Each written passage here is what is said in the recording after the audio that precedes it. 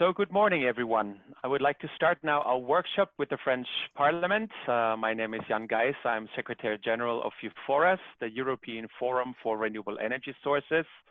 And before I go into details, you can have live interpretation. I will speak English, all the other speakers will speak French.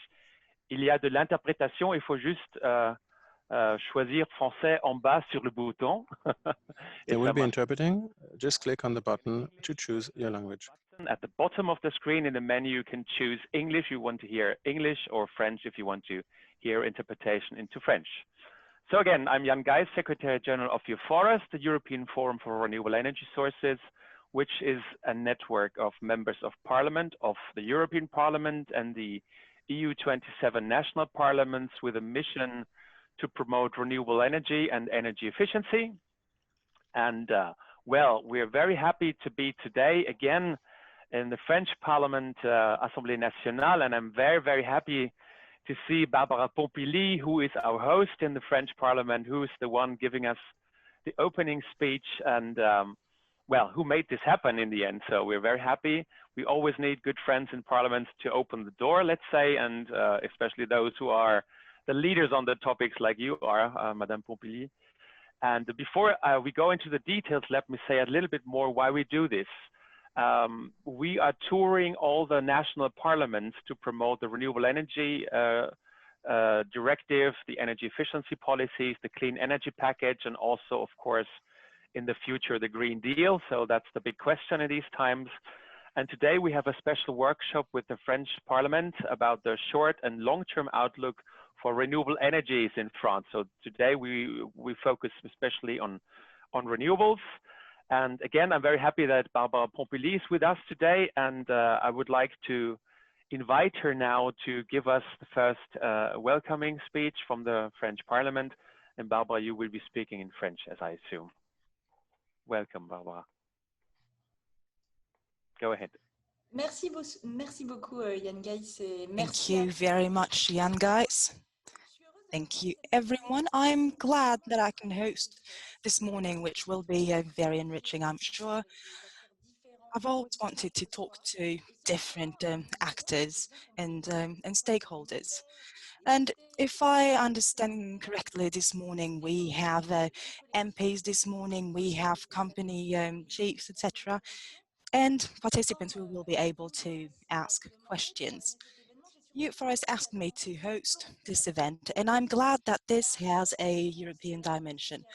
Because in France, and especially at the National Assembly, unfortunately, we often talk about French projects, and that's it. But if we only talk about French projects, unfortunately, then we only talk about our context, and we forget to talk about European directives. And energy networks and energy systems are all the more connected today, which is a good thing because the interconnection between networks can help us make savings, not only for financial savings, but also in terms of energy. So this might not be the exact topic of this morning, but I do want to recall the pillars of energy transition, which are dear to my heart. I think that if we think about production first as a priority, this would be a huge mistake. We have to correct this bias. And since I'm quite lucky today and I'm talking to people who feel concerned about this topic, I will take the advantage here. And we have to think about consumption before we talk about production. And this involves strong actions. We need to identify our needs and identify the useless consumption, the kind of consumption that we need to discourage and sometimes even ban. Second, we need to have lofty and ambitious policies, i.e. reduce consumptions by keeping the comfort that we know. Thinking, for instance, about electricity savings in the tertiary field, which is very important here in France, but also energy transition for buildings, which needs to be more advanced. And we need more equality in this field. And this is how we'll have a logical energy transition. If we all want to move forward in this transition, we all know that the biggest part of the solution lies in the fact that we can't always produce. We are leaning towards a 100% renewable energy projects. So we have good measures and we need to act on both levers. At the same time, we need to keep demand down and we need to change our systems. But I think that I have made myself clear, and we need to move towards more renewable energy. This is important to be less reliant on energy, on some of the energy sources. In France, when we talk about renewable energy sources, we think about wind energy, solar energy, which is part of the solution, but we have other solutions that are still quite unknown and underdeveloped. If we want a richer energy mix, we need to have more sources, for instance, biogas, biomass, geothermal energy, and we need to have greater distribution. For that, we'll have huge investments. So we need to identify our needs and finance those needs. Regarding finance, I'm happy to see that we have new forms of finance, whether it is crowdfunding or citizen projects. We see that citizens are getting more involved in our current society. This is something that is new, especially here in France, because we're born in a society where energy decisions have always been made at the top level, and billions of euros have been spent without us knowing about it. But things have been evolving, and that's a good thing. So if I had to sum up all the important things here regarding production and renewable energy production, I'd say that it is important for our systems to be interconnected, and that we need our citizens to be involved, and this way we'll have better acceptation of our projects. And I should stress also the fact that we need to have renewable electricity and renewable energy. And I'm quite glad, because I'm sure that this morning we'll have time to tackle all of these topics. I know that half of our participants today are from France and the rest is from all across Europe. So I'm sure we'll have a very enriching and fruitful debate. And I will now leave the floor to Jan Gijs, who I would like to thank for the organization of this morning. Thank you. Thank you very much, Barbara. And I'll now switch to English. We have live interpretation. You can choose either French or English. You just have to push the button at the bottom in the menu of your Zoom app. So thanks again, Madame Pompili, for the introduction. It's very interesting what is going on in France. It's big times. It's very interesting times. So I think also to let you know, this is not just Brussels teaching. It's really a two-way approach. Really, of course, Brussels should explain a little bit what's going on here, but we also want to learn what's going on at the national level, what's the latest situation. And this brings me now into session number 2, where we will focus exactly on the latest situation, the current situation. What is the design, the status of the National Energy and Climate Plan? And I'm very happy that we have Laurent Michel with us, who will explain in his speech about the details. And yeah, we will debate a little bit how that is now, especially under the situation of the COVID-19 crisis. I mean, as you know, here in Brussels, we have the big debate about the Green Deal that we started months ago with Frans Timmermans and Kadri Simpson, the Energy Commissioner. But now the COVID-19 crisis has messed up everything a little bit. And as we all know, we plan to spend billions now for the recovery, and the question is how to make that recovery green and how to join forces on the one side to invest into future technologies, and on the other side to reboot our societies and to make sure that well, our societies are stable again. So let me open this session number 2. I'm very happy now to have Laurent Michel, Laurent, you are director at the Directorate General for Energy and Climate in the Ministry of Ecological and Solidarity Transition of France. And well, your speech will be about the French National Energy and Climate Plan and the transposition of the Renewables Directive into the national legislation. So we're very happy to hear from you in 10 minutes, more or less, what the situation is. And afterwards, we'll have a panel debate about it. So Laurent, I'm happy to bring you on screen. If you start your video, yes, you're on, okay. I put you on spotlight. So Laurent, the floor is yours.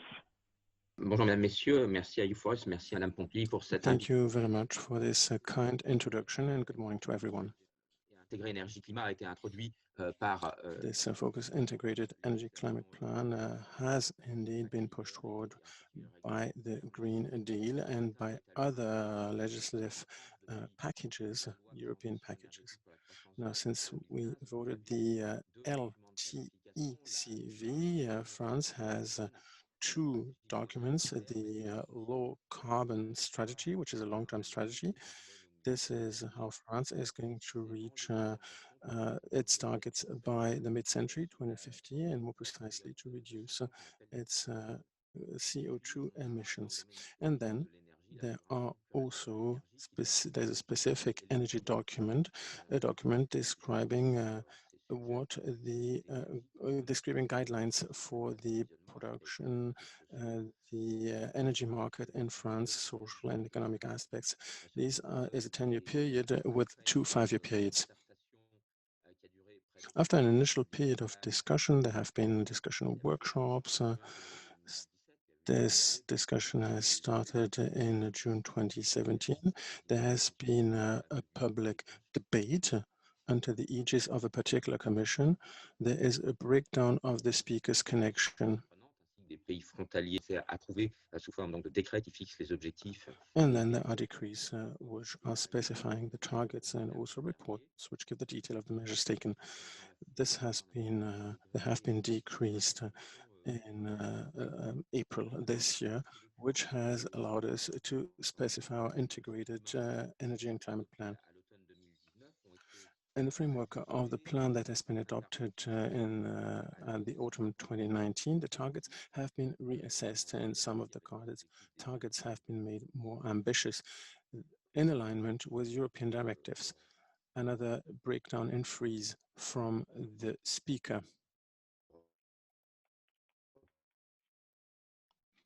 Speaker sound quality doesn't, there is no sound. Je citerai évidemment Madame Pompili l'a dit. L'objectif de réduction. As Madame Pompili has said, the reduction objective.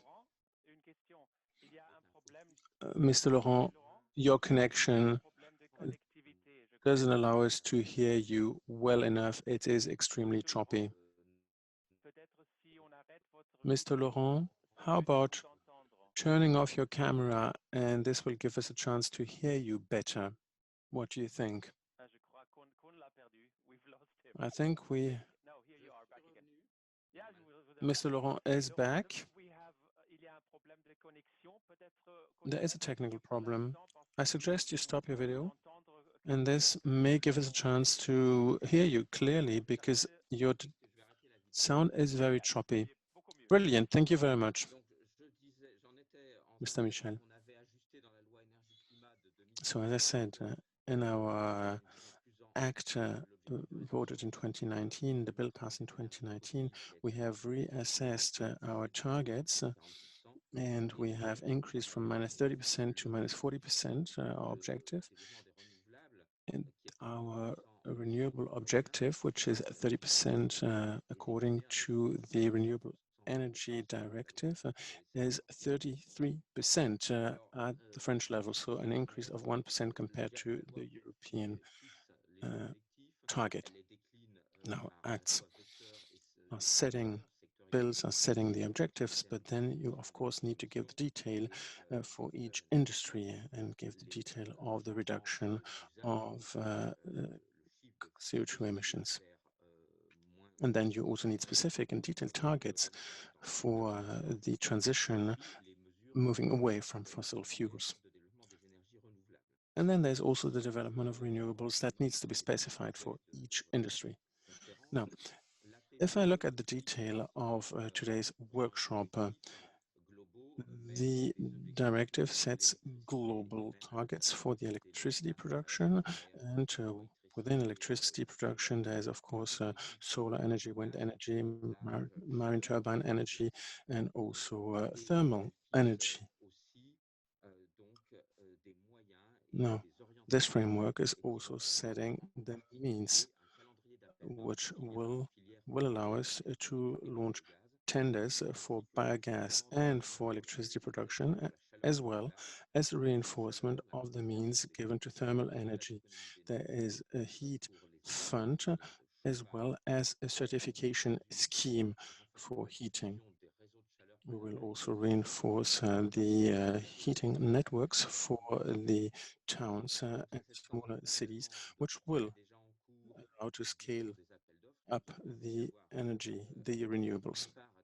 This is what will enable us to achieve our objectives. So we have realistic targets for 2023, and regarding 2028, we have ambitious objectives which are correlated to the schedule of the call for tenders for the renovation of buildings as well as in other areas.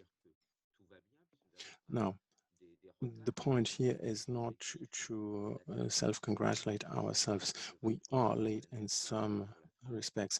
RED 1 was setting a 23% target, and we are now at 16.6% according to Eurostat figures. So we are clearly late. It is a mixed outcome, and in particular regarding the launch of wind farms, offshore wind farms, which should have been launched in 2012, 2013. We have to acknowledge significant delays. We are also late regarding the production of renewable heat, in particular derived from the biomass. Now, fortunately, regarding onshore wind farms, we have met our targets, and regarding solar energy, the gap is much smaller. Now, regarding thermal energy, it is now 21% of the mix, and regarding transport, we have taken a bit of advance because 9% is coming from renewables. Regarding electricity, for a couple of years, we are above 20%, and the figures for 2018 were 23%, which is very positive. There are also some nice initiatives. We have increased the power production, 1.3% of wind farms and solar for 1.8% of gigawatts. We have also electricity production from biomass, and we see a strong development of the gas injection and the networks, which means that we have cogeneration methanization, something that is strengthening our gas network, and our capacity now is 2.5 terawatt hours of injection capacity, which is something that is double our capacity at the end of 2018. So yes, there is some lagging, but there are also some positive aspects. Just a final word, we intend to meet our targets. So just beyond determining exactly what these objectives are, having clarified the framework for call for tenders, this is something that is really important for investors in particular and for the industry.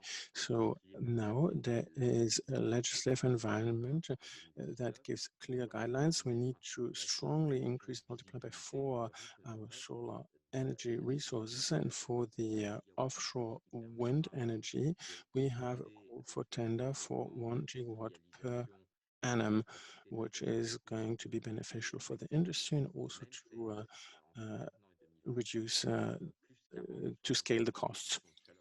And then there's the 40% of thermal energy, and also the multiplication by 5 of the energy derived from biogas gas.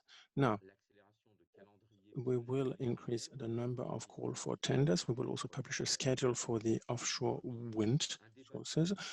We will try and catch up the lag due to the sanitary crisis.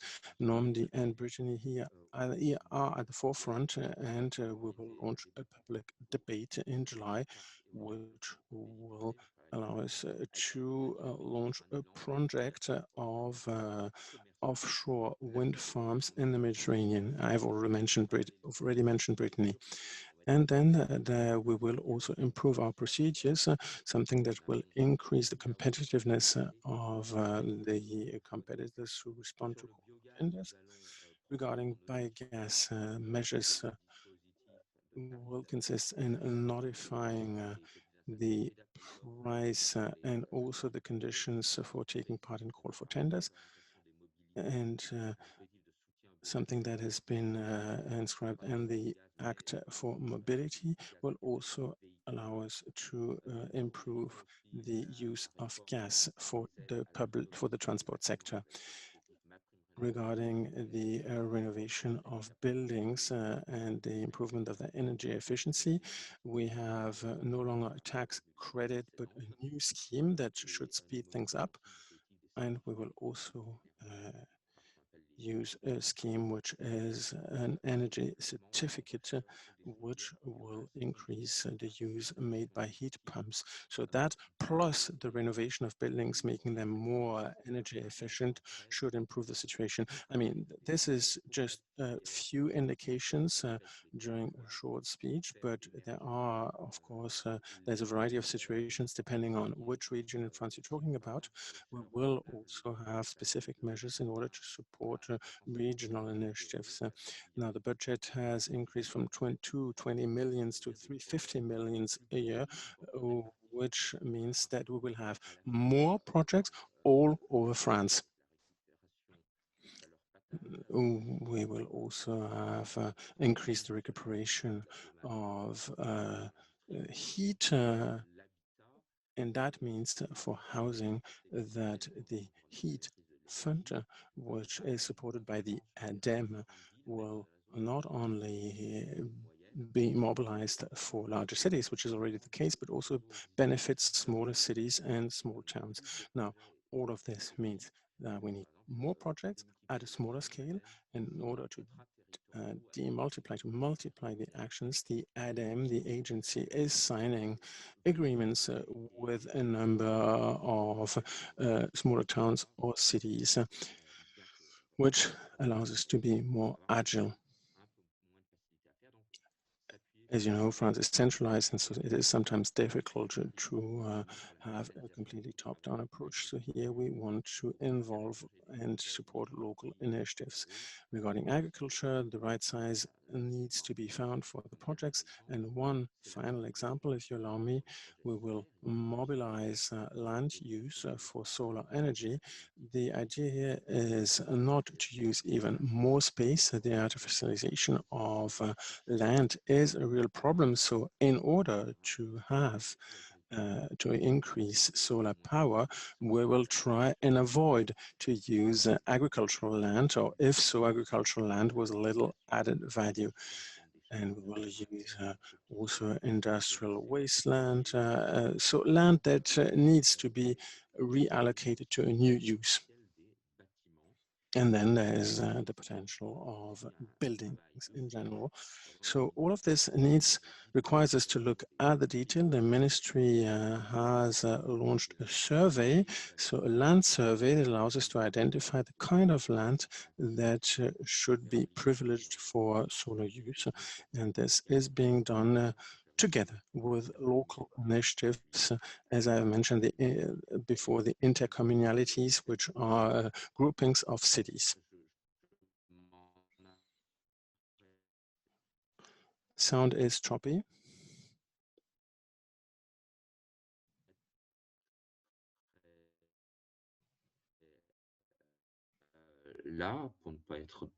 I will stop here since I don't want to speak for too long, but I have mentioned the different sectors that will be involved. Interpreter apologizes, the sound is terrible again. et qui est déployé avec donc de la lisibilité, des formes, le cas So échéant, there is improved visibility an improved outlook. There we support innovation, of course. That is also something that we will carry on with. We have specific strategies. Sound is choppy.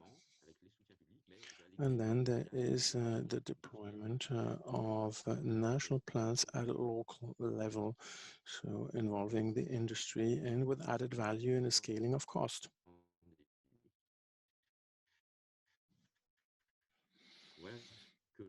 Sound was off again. So here is what I can tell you about the governmental strategies. Now the sanitary crisis have had consequences, and we are now working on programs for the transport industry in particular, and on other sets of measures which will favor the energy transition. Other actions are being examined at present in order to allow us to meet our targets even better. Sorry for leaving now, but I hope that you will have a fruitful discussion this morning. Thank you very much. Monsieur Michel, despite the technical problems, it was a shame that we could not see you, and sometimes even the sound was a bit blocked, but we got the message. That's the most important thing. So I would like now to go to the experts panel, and I would like to invite now our 4 experts to come in. And first we start with Marjolaine Meunier-Millefert. She's member of the National Parliament. So Madame Meunier-Millefert, I would like to give you the floor and the video. So if you turn your video on. Bonjour à tous. Alors, permettez-moi d'abord de vous remercier de m'avoir associé à votre. Good morning, everyone.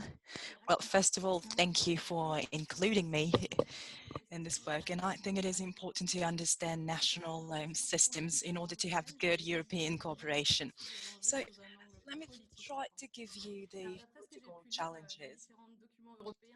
So from what I've gathered from several European documents, France is doing well, apparently, and this is true.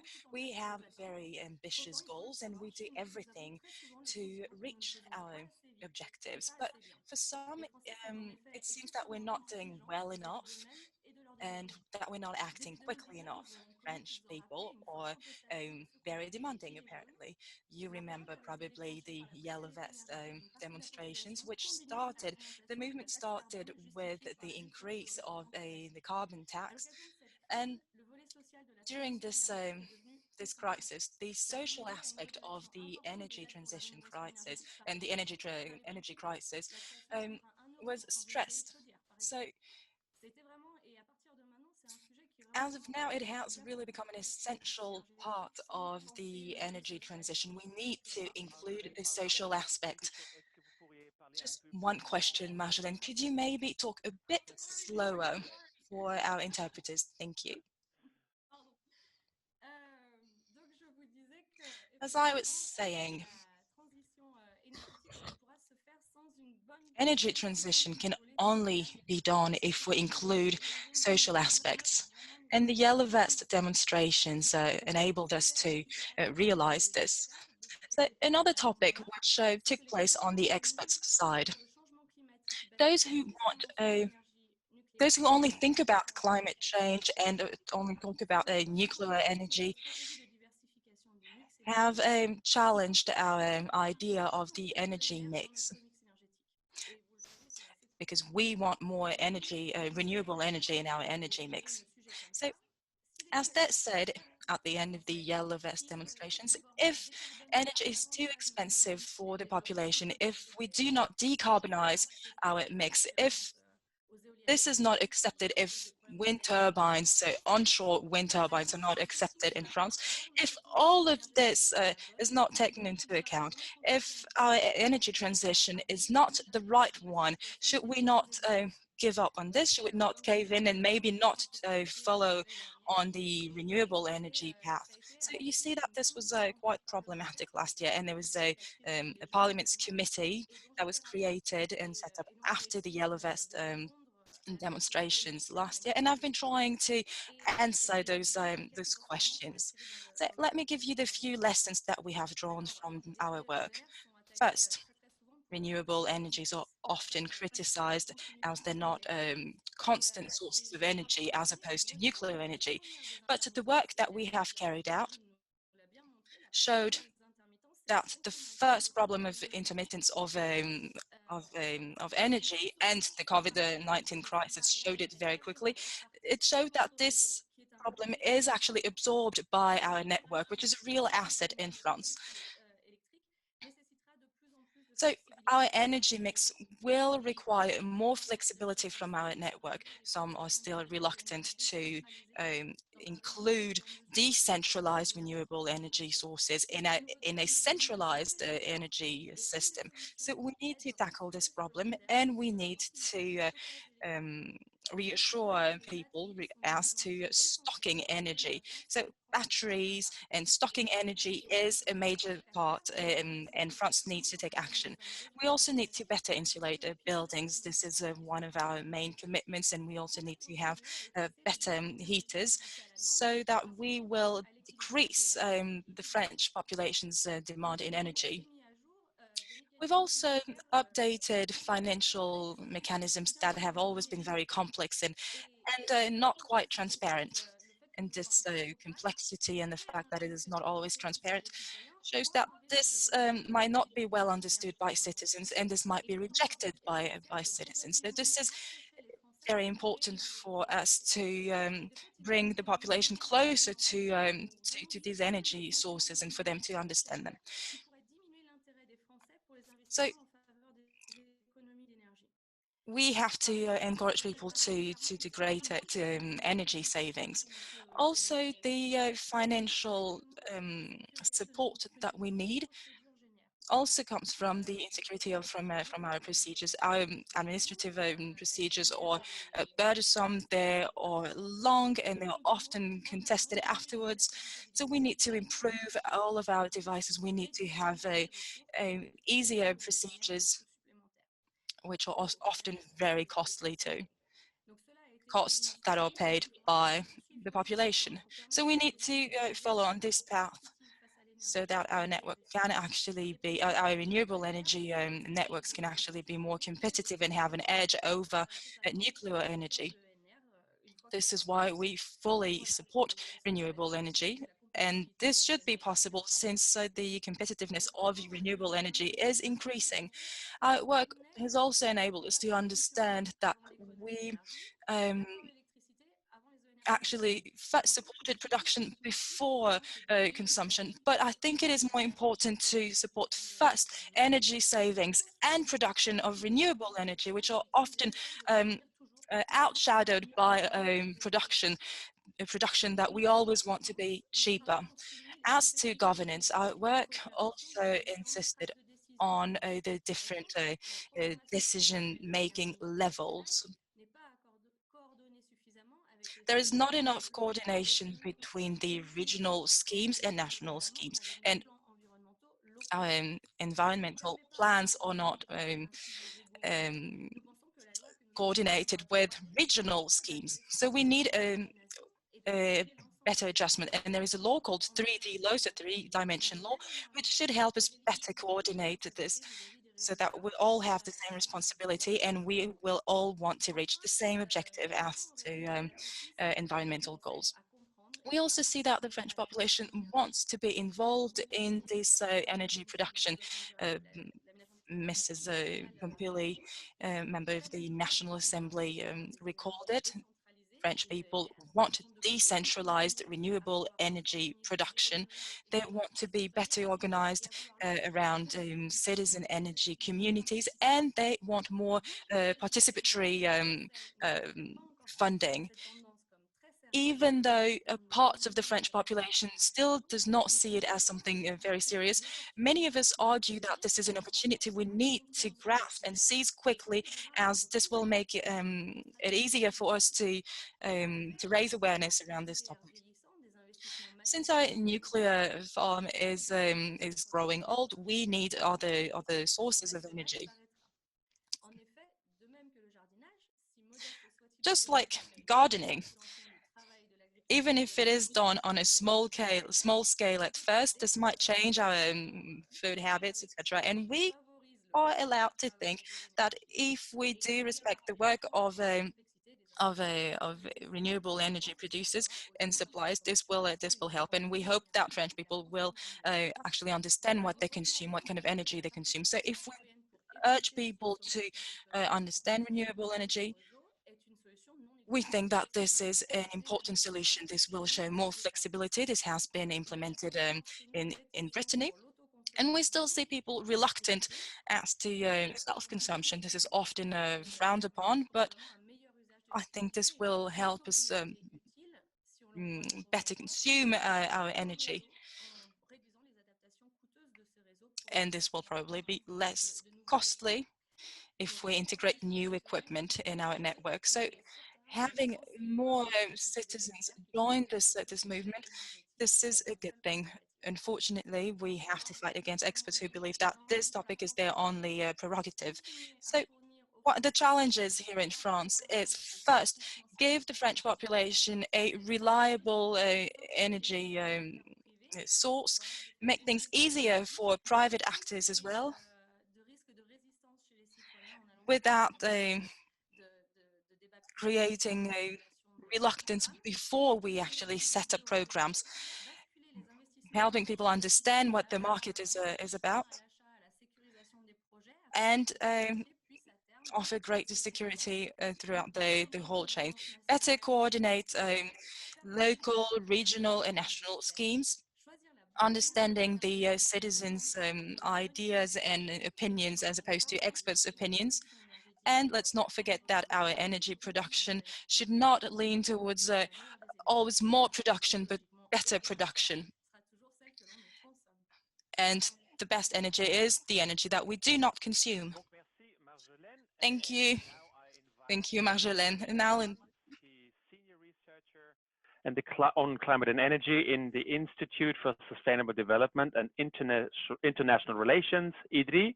So Nicolas, we see you. Excellent. So I put you on the spotlight. Nicolas, the floor is yours.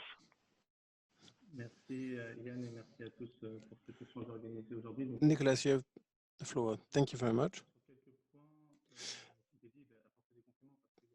The sound of the speaker is not good at all. Okay, I'd like to take stock with you to tell you where we stand in France at the moment. I agree with what has been pointed out. The French are very demanding. Can you speak a bit louder, or do you have a microphone? Because it's difficult to. Sorry for that. Is it good like that? A bit louder or closer to the microphone somehow, if you can.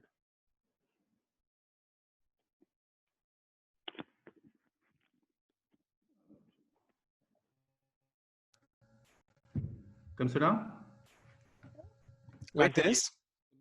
Yeah, very, very well. Thank you very much. I think actually my headset was not improving the situation, so allow me to resume.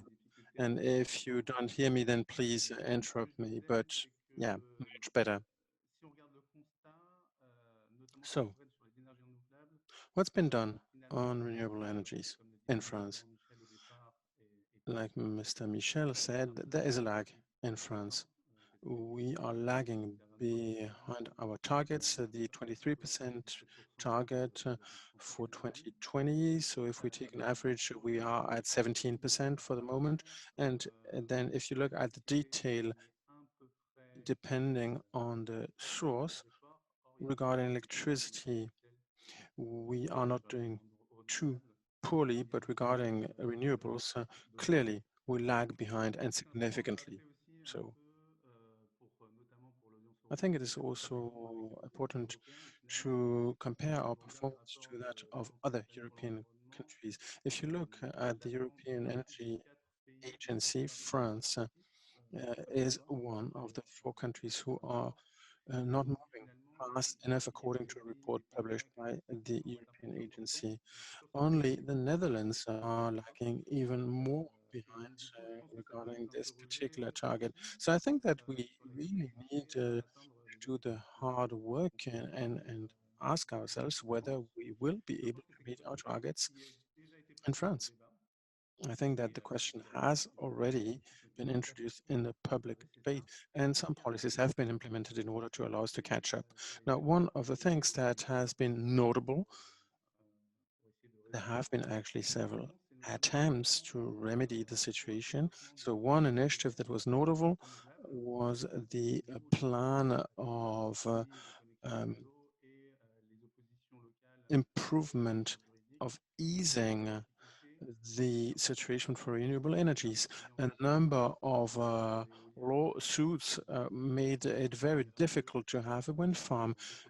The average time was 6 to 7 years in France, whereas in other countries you can actually launch a windmill within 3 or 4 years.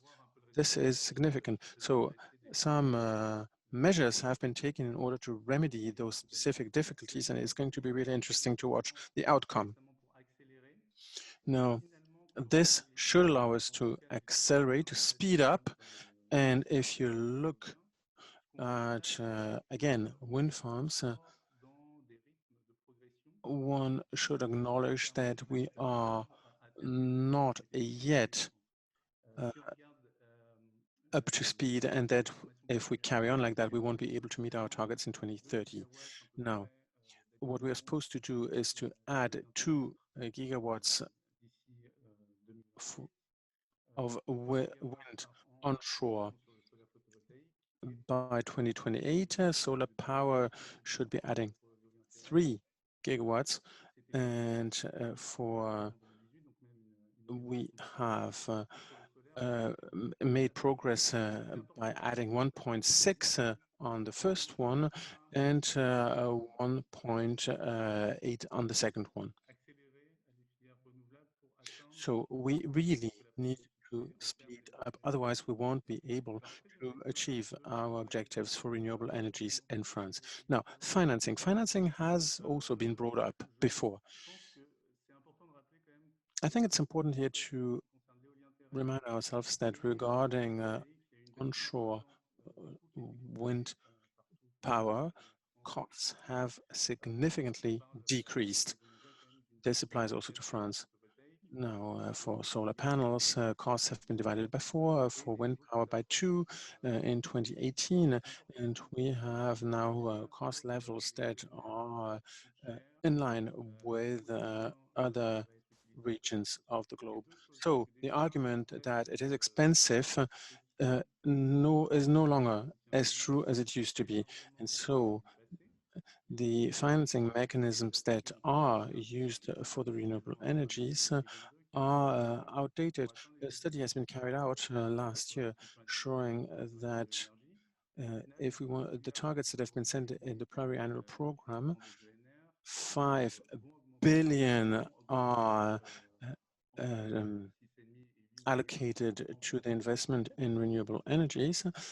It will rise, it will go from 6 to 8 billion, but this increase is actually dedicated to projects that are already ongoing. That is also something that Mr. Michel has been mentioning earlier. And they are not going to actually be allocated to new projects. Nothing actually is dedicated for the new projects that are part of the new bill. So that means that compared to other countries, of course I have Germany in mind here, the comparison is not in our favor. In Germany, 25 billion are dedicated each year to renewable energies. And so we need a more robust investment scheme, something that would encourage the development of thermal energy. And I think that there is no need to tap further the dedicated funds that we already have. Now, I'd like to also talk about the obstacles. So I have mentioned the average time for the launch of projects, but there are other obstacles as well. The flexibility of project is key. I think that we need to increase the work on it. Renewable energies are specific, and one of the features that are specific to Europe is the flexibility of networks and the question of interconnections. So the multi-annual French plan intends to work on the issue of interconnections. This should allow to export any surplus in production. Now, two things. First of all, we will need to improve the interconnections, otherwise this aim at exporting will not be possible. If we want to export the volumes, I'm talking about 150 terawatt hours per annum, we will need an interconnection that needs to be doubled. Now we're exporting 17 gigawatts, and the interconnection is simply not at the required level. So we will need to discuss this and reach an agreement with neighboring countries. Some projects have already been launched, but if you look at the average time that is needed for the development of interconnections in the past, one can really wonder what is going to be possible. We really need to focus much more at a European level on this question, because otherwise this will be yet another obstacle. There are solutions, however, solutions that will allow us to make the system more flexible, something that is more market-based. And regarding that particular aspect, we will need to show ambition, in particular in the reform of electric markets. There has been a reform in 2018. Nicolas, you have 1 minute left, says Jan. So, as I said, the reform of markets is something that will be key. And then there's also the safety of supply. That is another key issue. Now, the safety of supply will only be possible if we keep an eye on the electricity production in general, not just in France. Now, one final thing I'd like to say, the potential of initiatives taken by citizens.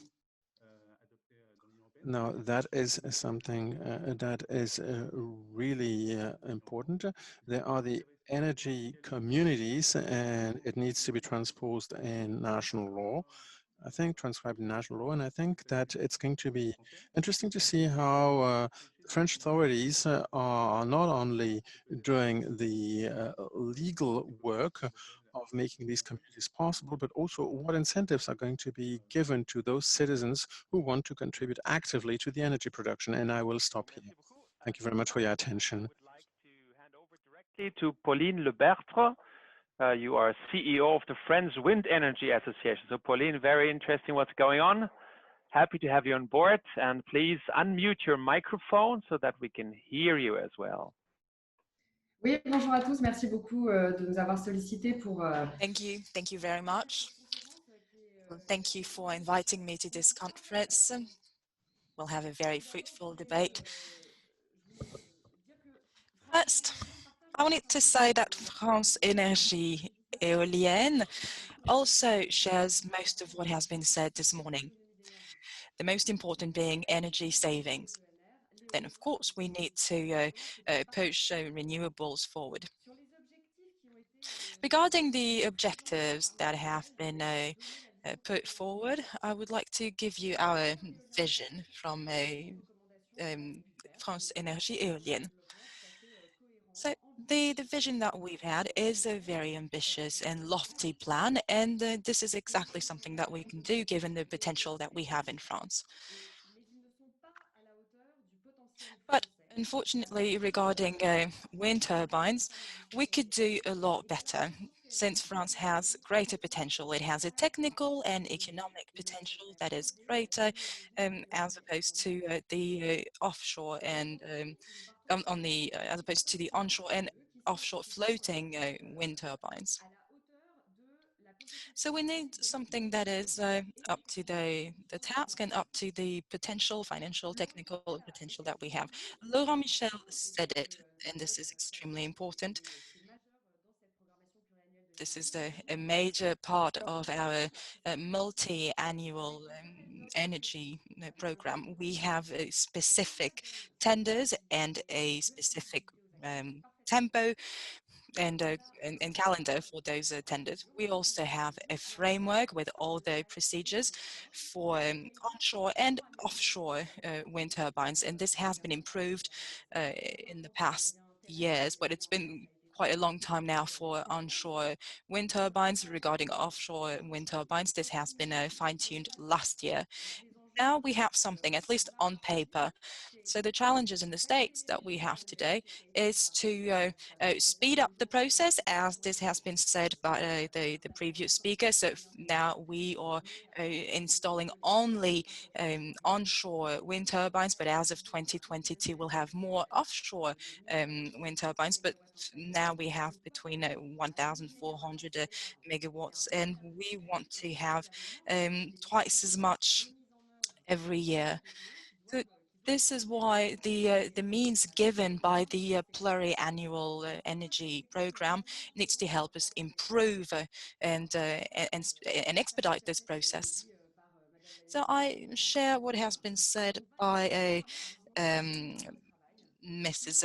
Marjolaine Meunier-Millefert. We need better coordination between the national level, as set out in the PPE, in the pluriannual program, and the regional level. So we fully agree with the fact that the financing and the local funding, not only finances, but regarding all the local projects, those are extremely important.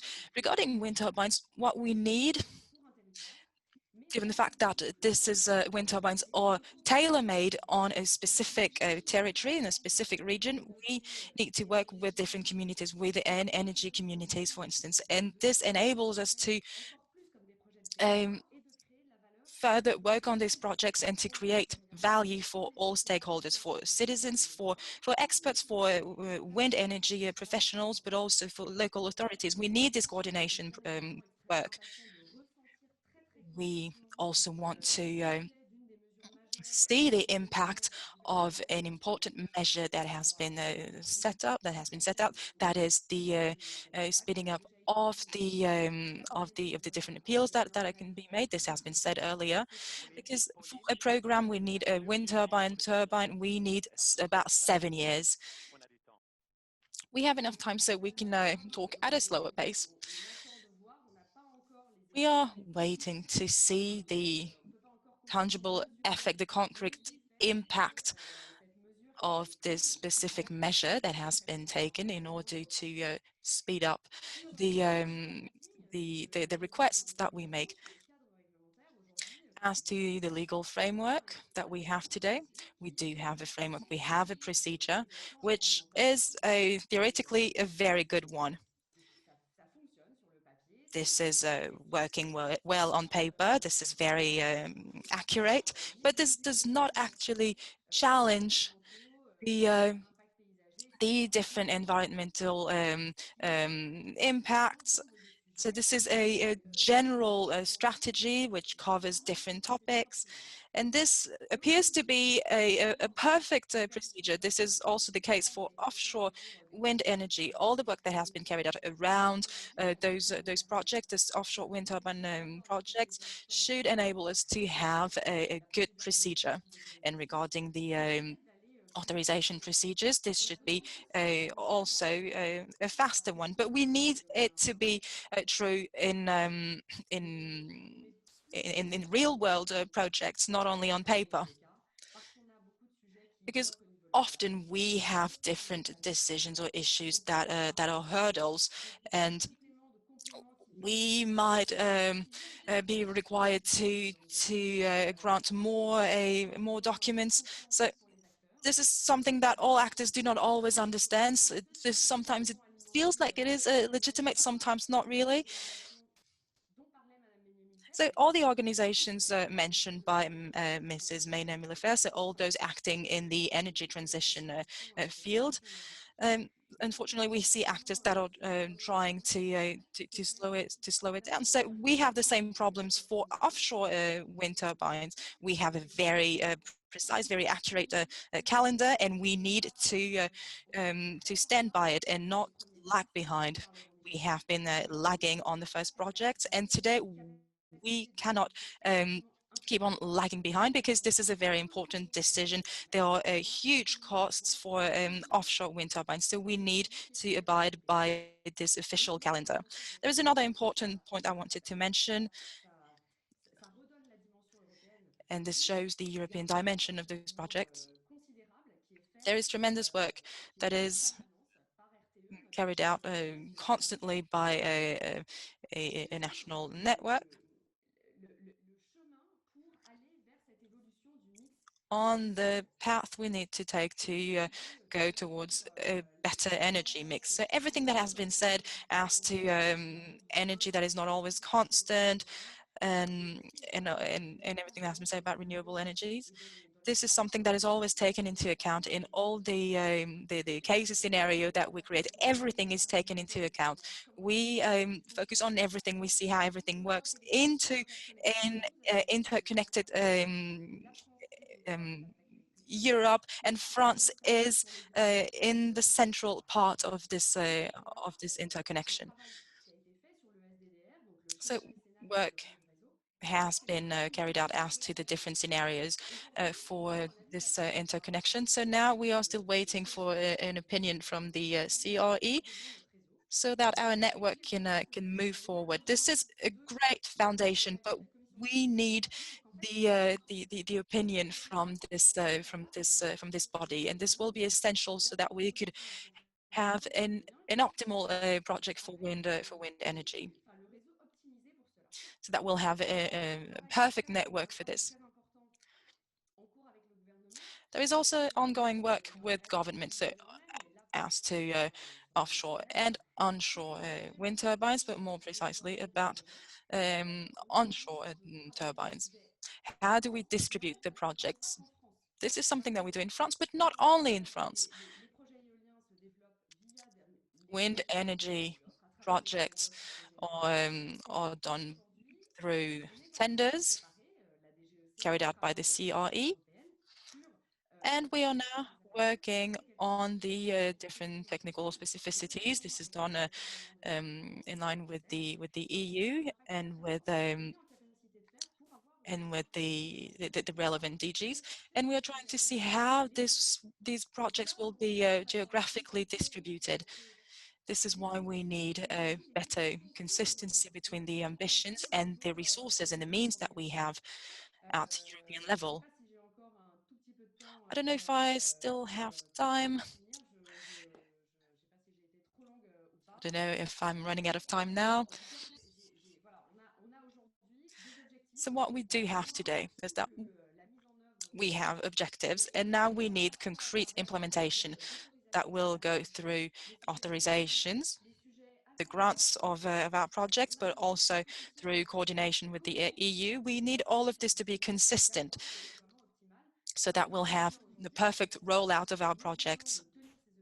So we need to abide by our goals and make sure we reach them, but also make sure we speed up the entire process. Thank you. Merci. Switch over to Alexis. He's Renewable Energy Project Manager at Claire Energy Transition Network. So Alexis, you have a PowerPoint, as I assume. So probably you share it yourself. And go ahead. Oui, alors, bonjour à toutes et à tous. Merci à Good morning, everyone. Thank you very much, EUFORES, for your invitation. And I won't actually not use my presentation since other participants didn't use a presentation. No, the CLARE is an association for the protection of the environment. It is a network of local actors looking for ambitious solutions that are both inclusive and local, associating businesses at a local level and local authorities as well. Now, the three pillars are energy efficiency, with a healthy share of renewable energies. So we are in full agreement with what has been said by Madame Pompili earlier on. Now, allow me to give you a bit of context. By 2023, we would like for everyone to be able to produce green energy everywhere, all over France, and this is something that has been voted by the Climate Convention, the Citizens Climate Convention, and they actually just reinforce what we have been saying locally for a long time. Citizens want to be able to take part in the development of renewable energies, to co-finance the development. Now, why? Because those projects are local projects, and so they are of interest to a given local community, and they make sense for the stakeholders. They involve citizens who want to take an active part. Now, this is going to echo what's been said by Pauline Lebertre just a minute ago. We think that it is important that objectives are undoubtedly something important, something that is compliant with our commitments towards climate change, but we need, of course, to give ourselves the means of our ambitions. The law is setting ambitious targets, but what we are lacking, in our view, is that development at a local level is still not sufficient. France is, as we've heard, lagging behind. It is actually the second worst member state. So how can we change that? How can we make sure that all the renewables, electricity, thermal, and gas, are more able to allow us to meet our targets? I have three proposals here. Now, first of all, the framework must be stable and consistent. The second suggestion is that local entities must be given the means to develop renewable energy projects. And the third suggestion is that we need to latch ourselves onto European initiatives. Allow me to go into the detail on 2 points. Financing first. No, it is important to be able to avail ourselves of funding mechanisms that allow us to take advantage of decreasing costs. And in a context of low prices for energy, it is something that is even more timely. We will need to watch the development of the different sectors, and we think that the share of nuclear energy needs to be lowered. Now, the special account for the energy transition is raising questions regarding the quantity of injected gas, and we think that we need to maintain this scheme before we are able to use a better scheme that is more able to meet the targets such as those raised by Mrs. May-Millefert. Now, the fossil fuels are at a historic low, and the heat fund has only 350 million euros a year, and we think that this fund needs to be significantly increased. We think also that the financial support to renewable energies needs to be strengthened, in particular in the next finance law. Now, the second point is renewable gas. The low carbon ambitions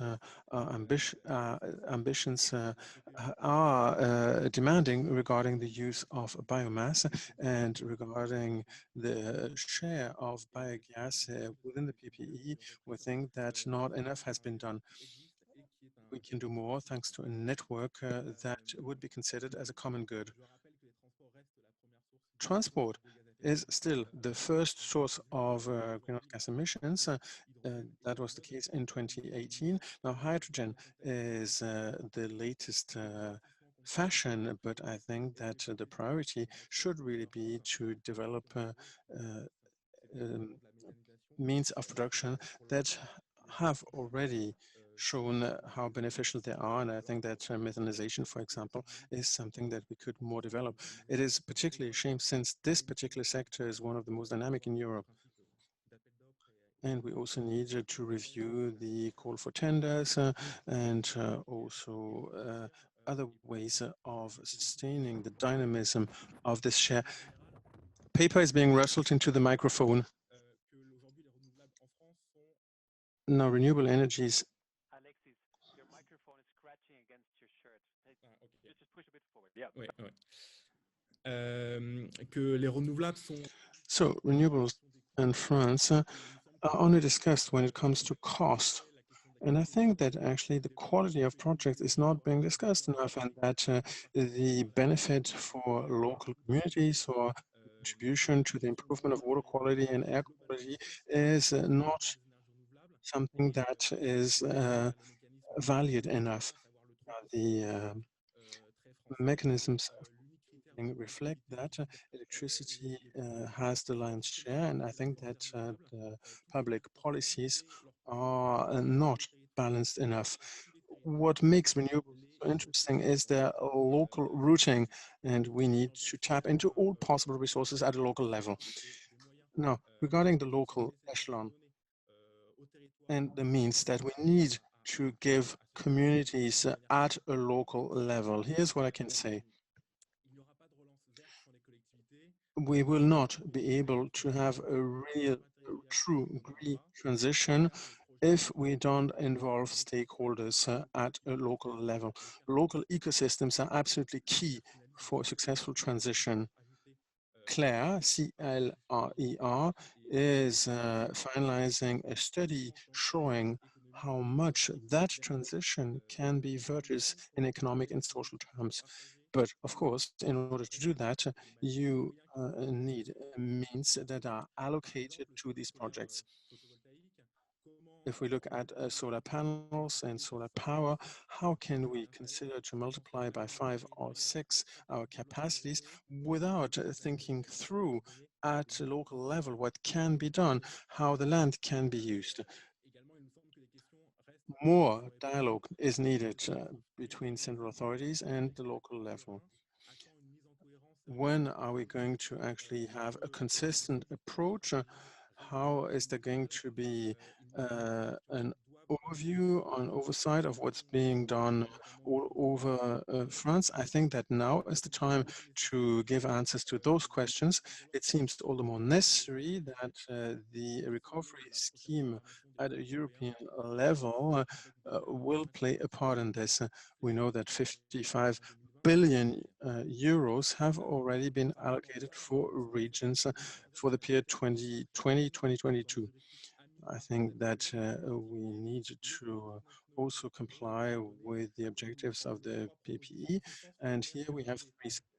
First one, to be given stable means for energy transition, something that is specific and different from money transfers to the regions.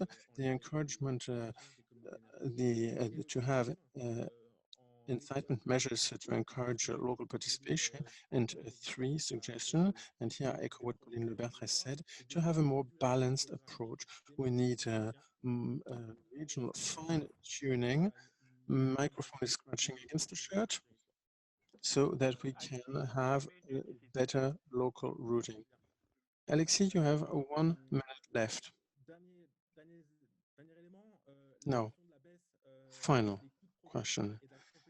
Production costs have decreased and renewable energies are becoming increasingly competitive. In that context, in that light, it seems important to us that this is why renewable, it is because renewable energies are becoming more competitive that the context is something that there is a momentum that we need to take advantage of.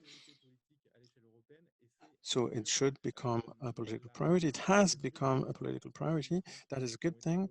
France's objectives for 2030 have been increased by 1%, or the share of renewables in the energy mix has been increased by 1%. And the Commission wishes to use the recovery plan to an instrument of the implementation of the climate and energy plans. I think that we have here a massive opportunity, one that is one of a lifetime, and we shouldn't miss it. Two more things.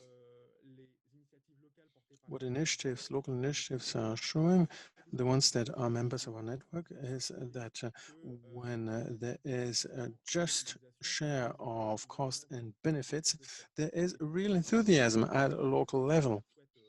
And this is why the CLER wishes to stay at the forefront of what is being done,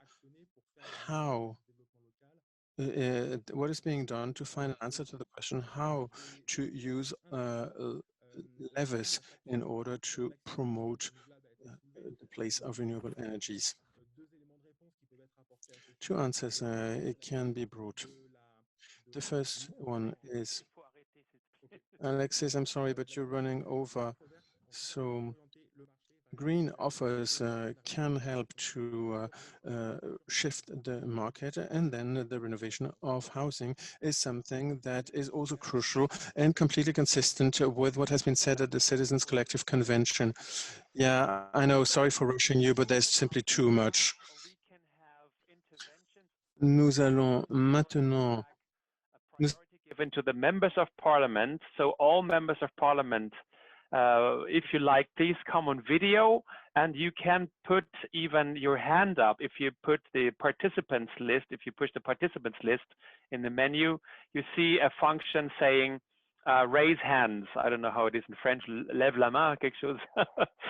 So whoever wants to ask a question, priority to members of parliament first, but also all the other panelists, if you like to ask questions to the four speakers, but also the attendees. I can bring the attendees in with audio. So whoever wants to ask a question, this is now your platform. And again, priority given to the members of parliament. So again, it's probably tricky to find that function. Again, you have to push the button participants at the bottom in the menu. And then you see in the list at the bottom, there's a function saying raise hand, and then I'll see a hand coming up. And of course, that would be an excellent thing to do. And of course, Barbara Pompili, if you have some feedback to the speakers or about Michel Laurent.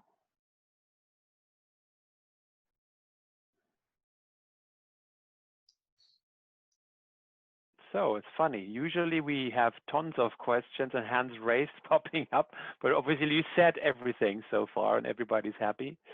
Probably if none of the participants wants to raise a question, let me then probably start, and probably I play the ball back to you a little bit. Let me start with Pauline, probably, if you can, Pauline. No, Yves Marignac, there's a question coming in. So Pauline, later on, because it's not about me. Yves Marignac, please turn on your video and unmute your phone, and then I give you the floor. Yves. Yeah, thank you, Jan. And I mean, I didn't mean to interrupt you, and I would be pleased to let you go for the first question, but I felt that you needed someone to start. I mean, the second question is always easy to ask. The problem is the first one. No, I just wonder, because I mean, we've had a lot of very exciting presentations showing the kind of ambition that we can have for developing renewables, and particularly electric renewables in France. But I mean, one concern is where we start with. And the situation of the electric system with the big utility, EDF, that if I'm not wrong, was not even mentioned in the panel. So the question is not pointing to EDF itself, but really questioning the way the old electric system, the public service system that was developed around this national utility EDF is likely to cope with the kind of change that we see now, and what are the contradictions and the possible shifts to solve them?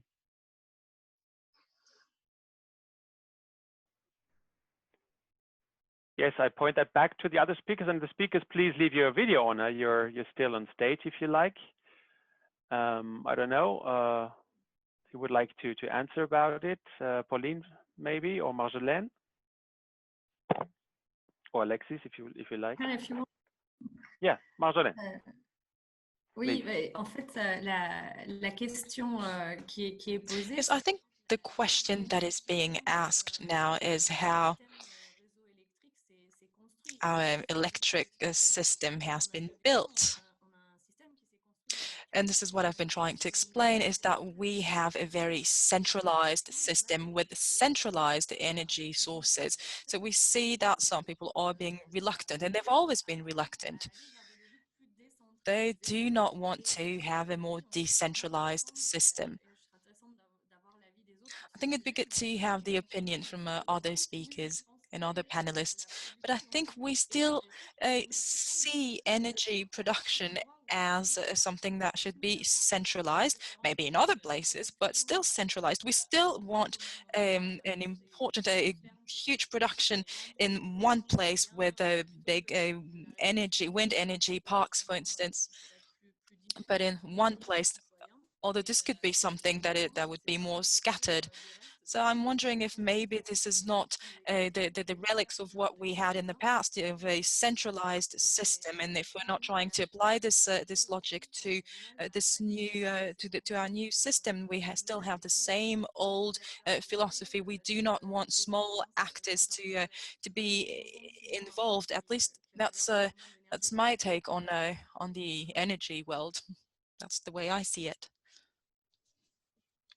Pauline? Pauline. I think the different ways of producing energy we see today enables us to combine the best of those two worlds. I'll first talk about wind energy. For wind energy, we need huge offshore energy farms, as they have a huge production potential. But I see that they are situated located in areas such as around Brittany, which we could almost call an electric peninsula. And this is something that we can then connect to the network. So we need big wind energy farms, but the French territory is very different from one place to the next. It will be things will be very scattered in Brittany, for instance, but in other areas, wind energy will not be installed in the same way, or at least not in the same scale. I'm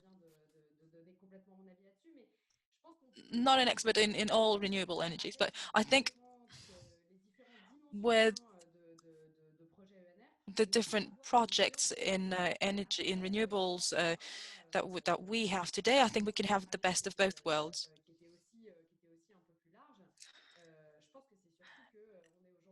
But I think that today, in June 2020, we still have our long track records of energy production, that as we've been doing it for 40, 50 years. And nowadays we are moving towards another period for the next 40 to 50 years. So this is a very complicated moment. This is a difficult shift because it has different and several consequences on different actors, whether it is EDF, whether it is local authorities, etc. And we are also thinking about how to finance them, how to fund them, as you said earlier. So we are in this pivoting moment. We are shifting to another system, but we are in a slow motion boat, and the situation is evolving slowly. If I'm talking about EDA4NG, those are the main wind energy suppliers in France. At least they're doing their utmost now. I'm hoping, at least. Thank you very much. Yves. Your microphone and your video, that would be excellent. So now the hands are coming up. Nicolas, sorry, you have to wait a second. Yves Daniel, could you? Oui, bonjour à toutes et à tous. Merci Barbara d'avoir organisé donc cet échange. Merci. Est-ce que vous m'entendez? Oui, on entend, mais on ne voit pas. Vous avez on ne voit pas, mais je ne peux pas activer ma caméra. Well, I cannot turn on my camera, my webcam. Oui, donc d'abord, et merci également donc aux différents intervenants. C'est très intéressant donc d'entendre les interventions des uns et des autres, et particulièrement de par la diversité des interventions et des compétences et des connaissances. Moi, je voudrais insister sur quelques points. Tout d'abord, le fait que pour réussir la transition énergétique et la transition écologique d'une manière plus globale, ça a été dit, je crois qu'on ne peut pas se passer d'une forte implication citoyenne, d'une forte implication des territoires et une forte implication, bien sûr, de l'ensemble des acteurs dans une démarche de partenariat pour mener à bien les projets. C'est le moyen de faire avancer les difficultés que nous rencontrons sur le terrain aujourd'hui en termes d'acceptabilité. Et je prends pour exemple particulièrement l'éolien, mais en fait, ce que je vis sur le terrain, dans un espace très agricole, dans un espace rural, moi-même, donc agriculteur-éleveur, je mesure toutes les difficultés liées à la question de l'acceptabilité non seulement par rapport à l'aspect environnemental d'une manière générale, c'est-à-dire l'aspect paysage, l'aspect environnement lui-même, l'aspect l'aspect de la valeur patrimoniale, par exemple, du bien, mais également sur l'aspect de la santé publique. Et si je parle de ce sujet, c'est parce que je n'ai pas entendu parler et je ne vous ai pas entendu parler de ce sujet et j'aimerais avoir votre avis sur le fait qu'autour de parcs éoliens, il y a des questions de santé publique sur les animaux et sur les humains liées à la production d'ondes électromagnétiques qui, la plupart du temps, existent naturellement dans le sol, mais sont accentuées par le positionnement d'éoliennes sur des failles du sol tellurique, et que aujourd'hui, il n'y a que la géobiologie qui nous permet d'étudier et de prendre en compte ces questions-là. On a beaucoup d'expérience en Loire-Atlantique en la matière. Et puis, je voulais savoir si vous connaissiez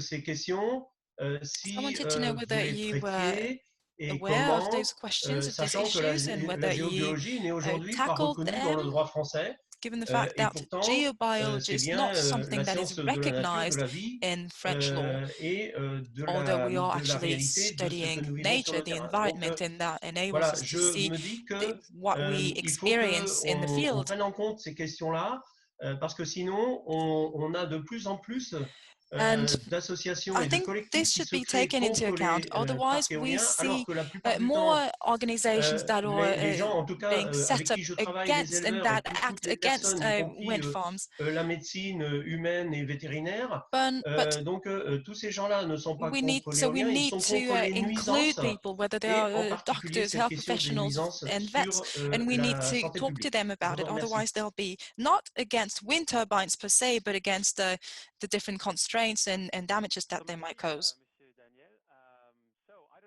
Thank you, Mr. Daniel.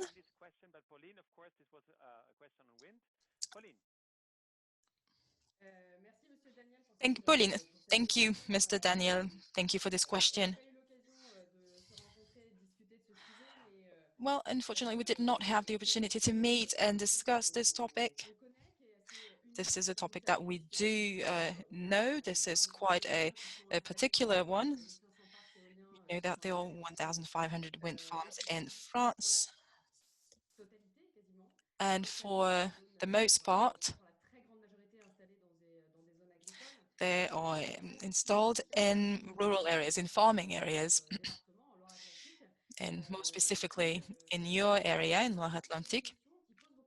Many questions were raised, and this is something that is still challenged. This is a topic that we take very seriously. And with other actors, with local actors and with their stakeholders, we have been working with the wind farm managers in order to ensure the safety and security of the area. We've talked as well with the police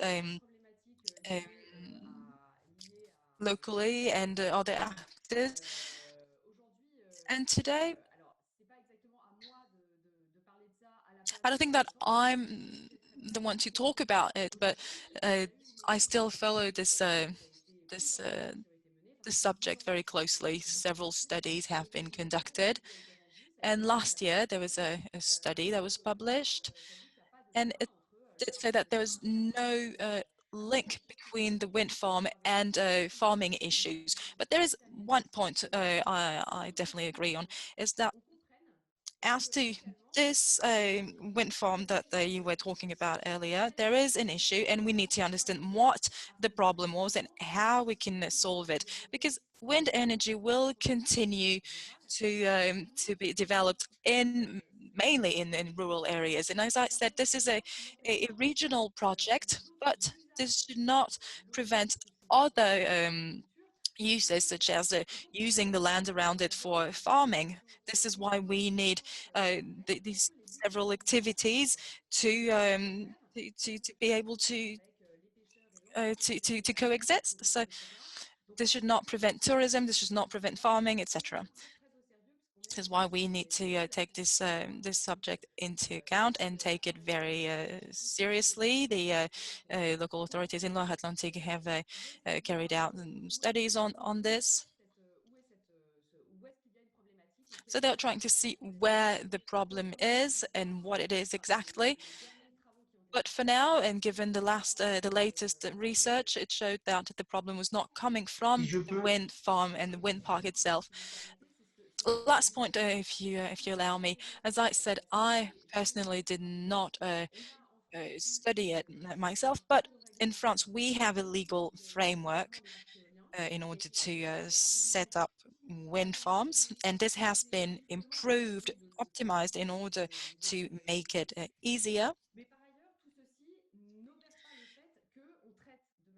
But we are taking this into account, and we are doing it very seriously as of the inception of a project. So we try to see where to locate the wind turbines, where it is going to be, whether this is going to be close to houses, etc. So all of this is taken into account, and the planning and the programming is very strict and very dense. Je vous disais que la géobiologie, si vous me permettez, Je vous disais que la What I was géobiologie saying n'était pas is reconnue that dans le droit français et qu'aujourd'hui, la science has no ne peut place pas, bien sûr, in the expliquer French legal system. et surtout Science is not able to déterminer explain le lien a de cause à number effet. of things. Mais And la when I géobiologie say science, I mean that l'explique the causality et cannot be donc évidemment, established puisque beyond ça n'est pas reconnu dans le droit reasonable doubt. français, on ne peut pas The l'intégrer dans lack les of études legal d'impact, alors que recognition nous means avons des that it has expériences no place où in les the géobiologues impact sont studies. intervenus en amont de la But construction des parcs we have et ont réglé les experience, we problèmes, et c'est have toujours plus made facile de les régler experiences avant where qu'après, geobiologists sachant qu'en have France, given sur les their advice 1500 parcs, before the setting up nous avons of aujourd'hui, on n'a pas de chiffres a wind exacts, mais farm. entre You mentioned that there on are estime au moins une cinquantaine de 1,500 of parcs them in France, où il y a eu des interventions de géobiologues, où il y and a effectivement des about problèmes de 50 of santé them have publique benefited from the advice autour des of parcs, geobiologists, et and nous it has sommes always 26 proven députés beneficial à avoir in order to co-signé un improve courrier envoyé au ministère de la public Santé, de health. l'Environnement et de We have l'Agriculture, an open letter has been sent to donc the pour Ministry of poser ces questions-là. Agriculture in Et order sachez que to je profite de cette ask occasion the pour vous dire ministry que for its position. nous And sommes de so plus en plus de députés I interrogés wanted to take par this ces opportunity questions-là, et que to non tell you seulement that an il y a un effet increasing sur la number santé of publique us des animaux, puisqu'ils sont 5 are fois plus concerned électrosensibles by aux ondes the public électromagnétiques que health les humains, issues. mais Animals are 23 5 habitants times autour du more parc des sensitive 4 Seigneurs en Loire-Atlantique ont été to reçus en electromagnetic examen waves, médical au but CHU a de Nantes. number Et it is also a comme vous dites, il y a problem de for nombreuses études et humans. de We recherches have qui a sont number faites, of cases mais who were en fait, recorded at the avant hospital in l'installation du Nantes. parc, il n'y avait rien. Before the windmills À partir appeared, de, there were de no such l'installation issues, and from the des time éoliennes, the les windmills difficultés ont appeared, commencé. Et the le difficulties principe simple, started. puisque je suis So un paysan, un homme de la terre, I donc am je suis a plutôt farmer, un praticien and so qu'un I'm scientifique, not bien a sûr. man Et of theories. I am nous demandons very practically à faire un minded, test and so all donc we're asking is de mise hors for tension totale tests du parc to pour be carried vérifier en out. fait We would like the la entire park différence, to be tout shut simplement, down for a et little faire while des in mesures avec un order protocole to measure the qui difference. nous permettrait Now, a scientific de protocol would lever need to be established, tous but les doutes, this qui would nous permettrait alleviate the lingering de doubts that have restaurer no la confiance answers so far. This is avec also les something that citoyens, would be avec able les to restore populations, parce que trust, je crois que that would strengthen the tie with local oui. communities, etc. Late now. I'm very sorry. I think there's lots to discuss. I would suggest to you that you continue that after our workshop, because there's lots of questions to answer, and there's also lots of good answers, I would say. Pauline, for sure, you have also good points to discuss with. I would like to conclude this session now. I know there's also more questions from attendees, but we're already heavily late. Alexis, we cannot anymore. I'm very sorry. We're already super late. I would suggest now we go into a very short coffee break. It's now 10:33. I would say that we come back again at 10:40. We start sharp at 10:40 with the next session. And at the end, probably there's still some time to discuss more, but if not, the whole thing will explode. So sorry, thanks again for everyone for this intervention. Right now it's a very hot debate, lots to discuss. And again, a short coffee break until 10:40, and then we continue very sharp. So see you in 7 minutes. So hello everyone, I promised to be on time and sharp so that we try to catch up a little bit on timing. We're 10 minutes late now. I would like now to go into the session number 3, which is about towards a renewable energy system and energy markets. And this is now a little bit more looking into the future and learning about good practice examples and how things could be developed over time. So I would like to invite now Fanny Carré-Comte. She is here. Yeah, Fanny, here, I see you. You are director of the cooperative and secretary general of ENERCOOP. So good old friends as well. So Fanny, do you have PowerPoint, by the way? Oui. Okay. Bonjour à toutes et à tous. Je vais essayer de tester le partage. Est-ce que cela fonctionne? Oh, oui, on le voit très bien. Parfait. Sharing my screen, has it worked? Yes, wonderful. Du coup, It's all good. Commencer.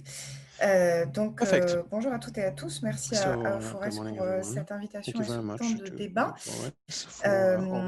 Je vais donc vous parler à travers mon intervention de la problématique de la contribution des offres vertes à la transition énergétique en France.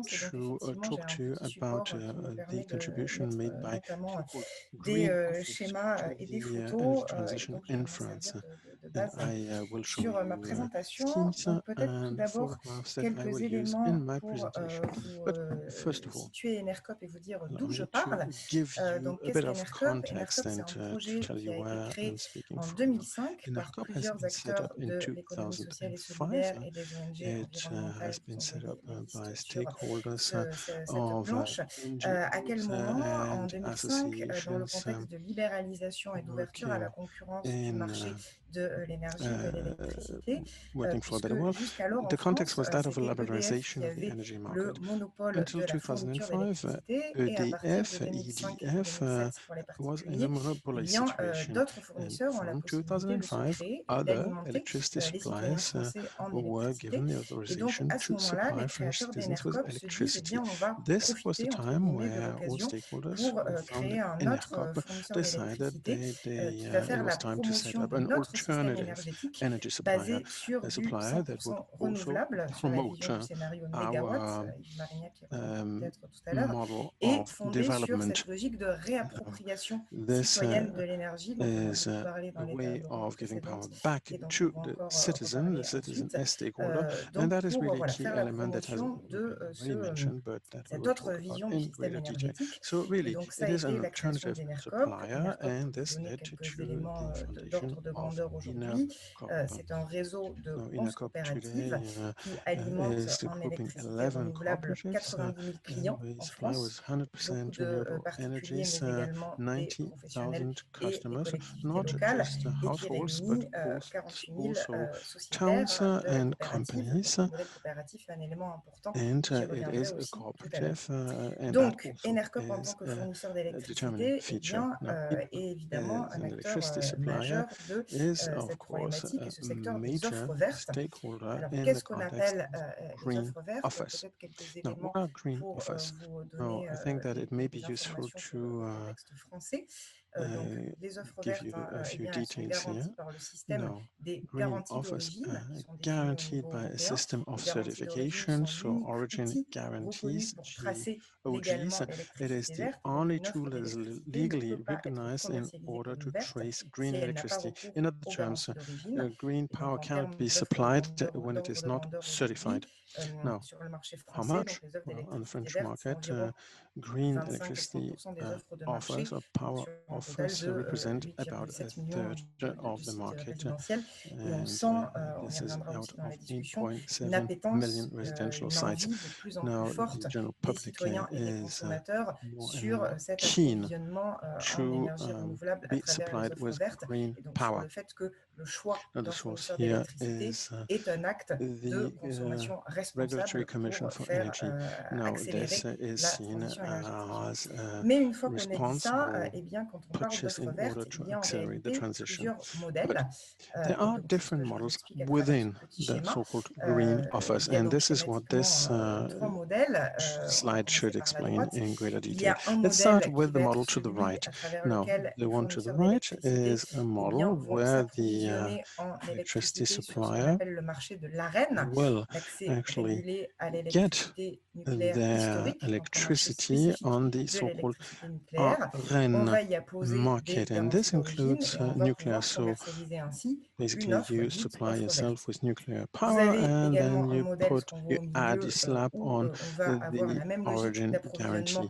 Now in the middle you have the same supply chain, so there will be fossil fuel, nuclear energy and also renewable energies, and then you buy certificates. It is a market, so you can buy your certificates of origin and then you present it as a green offer. And then there are the notre modèle, qui est le truly modèle green qu'on appelle offers, which is the model to the left, contrat direct and et donc de that is l'achat the conjoint, direct où on va acheter contract au même between producteur producer and l'énergie consumer. et les So garanties d'origine qui vont the avec, qui sont certificate produites will en be même temps. sold Et donc, with cela permet d'avoir the une offre supply verte of en contrat electricity, direct which means basée that sur with the de direct l'énergie contract, 100% renouvelable. you know Comme that vous l'aurez your probablement green compris, c'est ce dernier power modèle, le is modèle du contrat entirely direct, derived from qui est le renewables. modèle Now, développé the par direct contract Enercop. is, of course, Donc, the model, Enercop is, of course, our s'approvisionne model. en énergie renouvelable Now, directement auprès de, aujourd'hui, 300 producteurs d'énergie renouvelable sur l'ensemble de la France, from des producteurs 300 indépendants. Vous en suppliers avez in le France détail that are sur independent energy la producers, planche que je vous and you have présente. here the Et detail donc, on the on slide. achète conjointement l'électricité et les garanties d'origine So à we ces buy 300 producteurs. Oui. Français comme langue en bas. Dans le menu, en bas, il y a dans le Zoom app, pardon de faire ça. Oui, tu veux rentrer vers Zoom. Mais en alors... bas, il y a le menu, il y a les langues. Il faut choisir français parce que sinon, le système ne reconnaît pas le français. Oui, je suis absolument désolée, mais j'ai toujours le même problème que j'avais tout à l'heure. C'est que j'ai l'impression que sur mon modèle, je ne vois pas la traduction sur mon Zoom. Ah, d'accord. Sinon, on continue. Hein. Sinon, c'est trop compliqué. Je ne veux pas perdre trop de temps. Oui, je suis désolée. Et puis donc, si vous ne trouvez pas, on continue. On fait comme ça. Ça va. OK, let's carry on.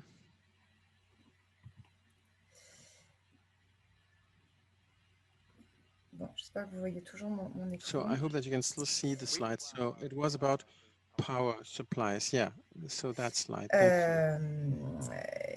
Donc, voilà, donc un modèle d'approvisionnement direct avec, ces 300 producteurs signifie aussi que parmi ces producteurs, beaucoup sont des producteurs citoyens, des projets de production détenus par des citoyens ou des collectivités locales.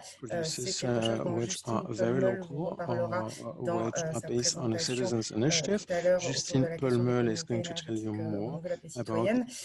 Mais donc voilà, ce modèle d'approvisionnement, à quoi il sert selon nous?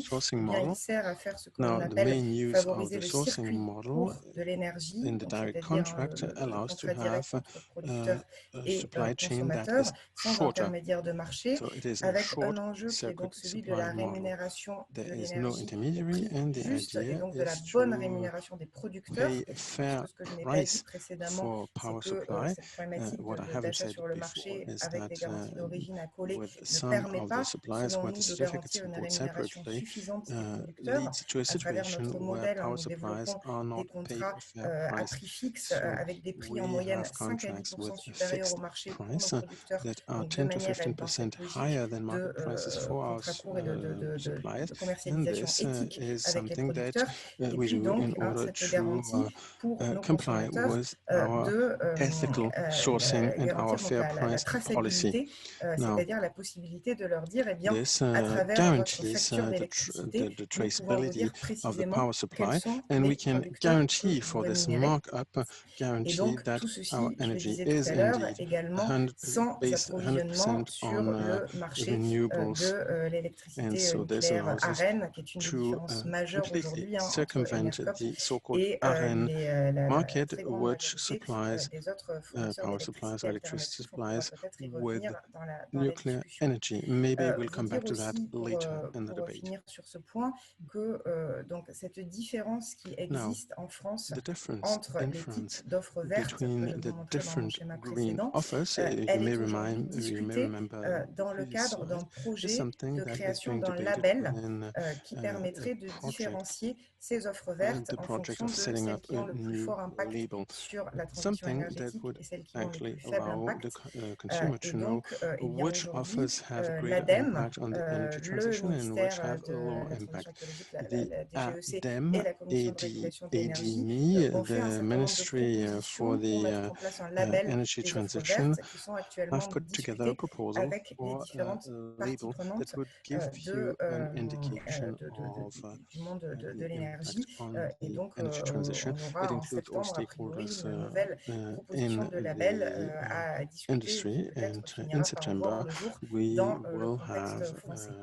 an open Je discussion me about permets this, une and there may dernière be planche de finally a présentation en label that is conclusion more accurate pour on the vous French dire market. que, selon Now, nous, à ENERCOP, la one more question de slide. l'additionnalité We et consider donc that de at l'accompagnement à la ENERCOP transition that énergétique the added ne value passe to pas energy simplement par la transition question is des offres something that vertes, is not elle passe just également par linked d'autres to green actions que l'on offers, peut but it is avoir en also tant tied que to fournisseur other actions d'électricité qui peuvent that you permettre measures d'avoir that un you can impact take as accru an energy sur la supply, transition something that énergétique. will allow you C'est par to exemple have le a fait greater qu'on impact on va the energy soutenir transition. particulièrement For example, des projets de we production will qu'on va appeler à haute encourage valeur environnementale et production sociale à projects travers des with tarifs de soutien high qui vont environmental être added 15% and social supérieurs au prix du added marché. value. C'est la This photo que vous leads to avez a sur la markup droite, of c'est la 10 photo to du projet 15%. Céléwatts qui a été développé dans To le the Gard right, en you partenariat see a avec project in southern France in the department Énergie of partagée. C'est le projet de Gard. survolté d'OB It is qui a été one développé project, sans soutien public et and grâce aux this tarifs has de been soutien developed without amenés any par public ENERCOP. money. Et bien, ce projet de And production thanks to citoyen the a pu voir support le jour. of On a ENERCOP,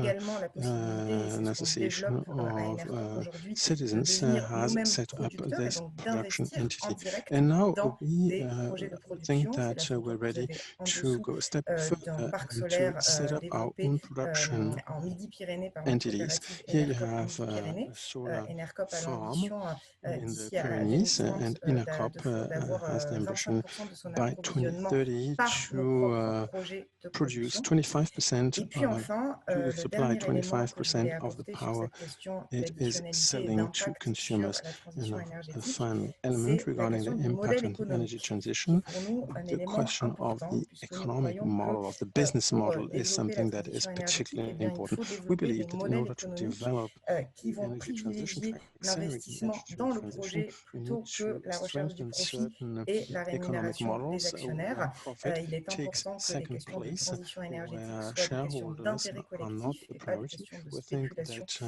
that ou de recherche de energy production profitabilité accrue. is C'est something that pourquoi nous avons donc is fait le choix d'un modèle common good, and coopératif this is à why we gouvernance have chosen a démocratique cooperative et à model with a lucrativité democratic limitée. Nous governance croyons qu'en and termes de low responsabilité des benefits. entreprises, on We en parle think beaucoup en that ce moment, when it il y a comes aussi cette to the question de modèle responsibility of économique, companies, d'où pour the nous cet business enjeu de model is modèle something that is coopératif absolutely qui est key. partie And prenante de again, notre this is projet et qui a why aussi, je crois, we un put the lien avec cette cooperative model question de center stage. l'impact et du This, développement in our de la view, transition will énergétique. definitely influence the way Voilà, the désolée energy d'avoir un peu transition is going. dépassé et I'm désolée sorry surtout if I pour run la over, traduction, and I'm mais je crois sorry qu'il y a une for my version exceptionnelle interpreters, de Zoom but qui n'a pas dû encore I think intégrer cette that option. J'espère que c'était quand my même version compréhensible. of Zoom it doesn't have the interpreting feature, but so I hope it all went fine. The reason, maybe. Okay, now we go straight away to Justine Pelmeul. She is responsible for the national activities and institutional relations of the Shared Energy Associations, l'Association Énergie Partagée. And Justine, you will speak about the energy citizen communities in France, their role in the French energy transition. So Justine, the floor is yours. Bonjour à toutes et à tous. Good morning, everyone. Thank you very much. Justine, oui? une question juste pour sûr. Tu as mis Justine, is your outgoing channel French? Yeah, now I have, so that's great. Wonderful, thank you. So thank you very much for the invitation. Énergie partagée, so shared energy is a national network of stakeholders committed to the development of renewable energies and favoring a model that is enhancing the economic development of communities, of local entities. We have talked about citizens, about their share in the energy production, the problem, also the issue of acceptability of renewable energy sources. So I'm not talking about the future of renewables, I'm talking about what's going on at the moment all over France, the different projects that are ongoing. And we think that these projects need to be multiplied. in our view, it is important that the development of renewables in France is only possible if citizens actively take part. Local communities, farmers, small and medium businesses need to be stakeholders. For far too long, energy production, energy supply has been in the hands of only a few. And so when talking about energy renewables, about methanization, about a solar farm, about thermal network, you need, of course, to change the way the infrastructure is inserted into a given landscape, into a given community. It has always local implications, and this is why we need to consider this as common goods with a large number of stakeholders. For the past 10 years in Brittany, in the Ardennes, in the Rhône-Alpes region, and in other regions in France, we have seen initiatives blossoming. Within 10 years, 18,000 people, citizens, have invested in local initiatives. 18,000. More than 310 local authorities have invested in power supplying, power producing companies. This represents €500 million for citizens and 14 million euros for local authorities. Of course, this may seem very modest, in particular when you compare to the saving capacity of the French. They are saving more than 5,000 millions of savings. So, of course, it is a very small part of the saving capacity of the French, but this also shows us how much further we can go. Now, beyond investment, there's also the question of how citizens can take part in the decision-making process. How can the ordinary citizen contribute to the way regional planning is being done? So the initiatives have not waited for the state to intervene, and on the contrary, it can be said that they have contributed to the change in the legislative environment. The 2015 law has authorized citizens to invest in the production of electricity. So these initiatives haven't been waiting, but of course, a better framework will help reinforce the movement. And this is why in a minute, I'm going to talk about energy communities. So the topic here is not technological innovation, it is societal innovation. It is innovation within society. It is how you can be active both in terms of investment and in strategic decision-making. The idea here is how to decide on projects that have a positive impact on the landscape, that are sustainable in terms of biodiversity, etc. And that means that some of the projects are simply not good for some local entities because they're not suitable, quite simply. This is why the opening up to local stakeholders is absolutely crucial, not just in terms of accessibility, but also in order to see how suitable a given project is to a given territory. It may seem obvious, but we see it every day. When a local citizen is committed to a given project, they will also pay greater attention to their own consumption and tend to reduce their consumption. When you start producing, you will also be a better consumer, as it were. Now, a recent study of energy partagée that has been carried out with the help of the ADEME shows that the economic benefits are 2 to 3 times more important when they are locally rooted rather than when they are driven from the top. So, what is now the place of energy communities in all this? Well, energy communities is recognizing something that has already been around all over Europe. It is a shift of paradigm that is really key. European citizens are no longer just energy or power consumers. No, there are citizens who can play an active role and can really exceed to the status of operators. Now, the European directives are really interesting. They consider that local entities, that European citizens and SMEs are not on the same footing as the big actors. It means that the European legislative frame is demanding that member states, and that is also France, to implement measures that put an end to the discrimination against local actors. So for shared networks, it is something that is a very welcome trend. It means that the work that has been done is being recognized, what's been happening for the past 10 years, but it also shows that there is a demand within the European framework for the member states and for France to privilege renewable energies in conjunction with local stakeholders. Now, France can do two things. They can either do it in a very academic way, just go through the motions of transposing international law, or they can actually make it their own and they can really understand what it is about. Now, for the Netherlands, for example, have a target of 50% of renewable energies that are being produced by the citizens. That is really ambitious. But what they do is actually having a plan that is consistent and gives long-term perspective.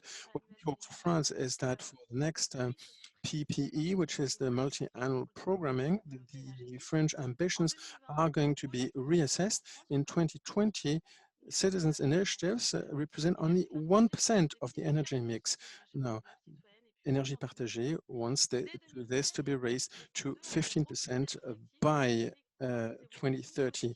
The Social and Economic Committee had already made this proposition his own. So, of course, from 1 to 15%, that seems overly ambitious. When you look at the energy and climate role, you can almost consider this to be a step backwards. So we really need to listen to what's going on locally and to have a great awareness of the appetite of local citizens to get involved in the energy projections. Things have been accelerated. We need to act efficiently. Now, the sanitary crisis during this pandemic have shown that local initiatives are favorable to sustainable economic development if it is not just a business for profit.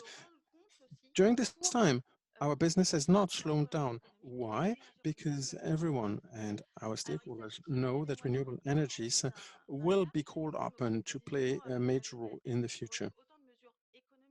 Now, we have both economic incentives and non-economic incentives. We need to reinforce the management of territories. We need an investment in training for all stakeholders, for all the local authorities. Let's be realistic. The mayor of a small village will have far too much information, and they will not be able to actually go through it. And so training here is required to help them be better informed. So we need also to raise the threshold at which citizens, producing citizens can take part in a call for tenders, because at the moment the threshold is far too high. So we cannot disconnect territorial development and development of renewable energies by all stakeholders in the most inclusive way. Thank you very much. Thank you, Justine. And I am now a few minutes to ask questions again from members of Parliament or the other panelists or the attendees. So please feel free to raise your hands. I'll wait a minute, and if there's no hands, we could even go straight away into the next speeches. And still, you can still have a question later on as well, if you like. I don't see anything popping up so far. Again, it's in the participants list at the bottom. There's this function, raise hand, lève la main, Hände hoch, in German. I'm German, by the way. and a good friend of France. And okay, then let's move on. There's no hands. Let's move on to Germain Payer. He's Development Director and of the French renewable energy developer EOLFI. And I heard that you have good news about winning a big race. Oui, bonjour. So, Germain. Vous m'entendez? Yes. First thing, Germain, did you choose French as your channel? Oui, You speak in bonjour, French, right? merci. Vous m'entendez bien? Can you hear me well? Sinon, on fait comme ça. Hein. Non, ça fonctionne. Non. Je vais couper ma vidéo, ça sera peut-être plus fluide. Switch off the webcam. This might be easier. Well, it will be the same for the sound. You can just leave the webcam, just the microphone. You have the floor. Thank you very much. I hope you can see my presentation on your screens. Germain Payer, Development Director at EOLFI. I would like to thank all the organizers for inviting me to this morning of presentations. I will talk about floating wind turbines. So floating wind energy. For EOLFI, this has been a major field for the past 8 years, and this is and we decided to work with another big company and sailboat over EOLFI, who is sharing our ambition in terms of wind energy and more specifically, floating wind energy. So our main project at EOLFI is this one. So pilot wind farm in Belle-Île and Groix. So 3 wind turbines totaling equaling 9.5 megawatts, and which should be over by 2022. So what's floating wind energy? So first and foremost, this is an innovation. This is the offshore wind energy that is evolving, enabling us to go even deeper in the ocean, between 50 meters deep and 400 meters deep. And this helps us identify the best spots to place those turbines without any depth-related constraints, so we can have more wind at higher sea. And we can also work with all the sea users, and we have greater synergies with all the different actors. In terms of benefits, we have to talk about the market when we talk about energy. Here, floating wind energy is a type of energy that has a global potential. In orange, you see the zones, the areas with huge potential for floating wind turbines, because we are between 50 and 400 meters deep. And beyond Europe, we have potential in the US, but also in Asia and other areas in the world. So Europe, especially for offshore wind turbine, you see here in yellow the deepest areas, and you see that floating wind turbines allows us to go even further, to discover new areas. Because before, wind turbines were mostly installed in the Northern Sea, and with floating wind turbines we can go to other areas. We could go to the south of France, for instance, in the Mediterranean Sea, something that was not possible with mounted wind turbines. So we have an 80% potential for wind turbine and mostly for floating wind turbines. Something we need to be more specific about. So this is something that is ready to go. We have the technology already. So we see here some demos that are at industrial size that have been used about 10 years ago. Here you have a picture of something that has been done in Scotland, a pilot wind turbines that has been used in 2019. For the most part, what has been developed has been done in Europe. for the most part, but there are also some pilot farms in China and Japan as well. And we have a pilot wind turbines in Fukushima as well. In terms of prospects, if everything goes according to plan, floating wind energy will come and help the wind energy, and this will help us increase growth so that by 2050 we could have 150 gigawatts in the world. In France, I hear you ask. Well, in France we also have floating wind turbines, which is something quite outstanding. We know that we are often lagging behind in terms of renewables. And so far we have here a symbolic offshore wind turbine. Just like in Norway, Portugal, Japan, and Scotland, the first offshore wind turbine was a floating one.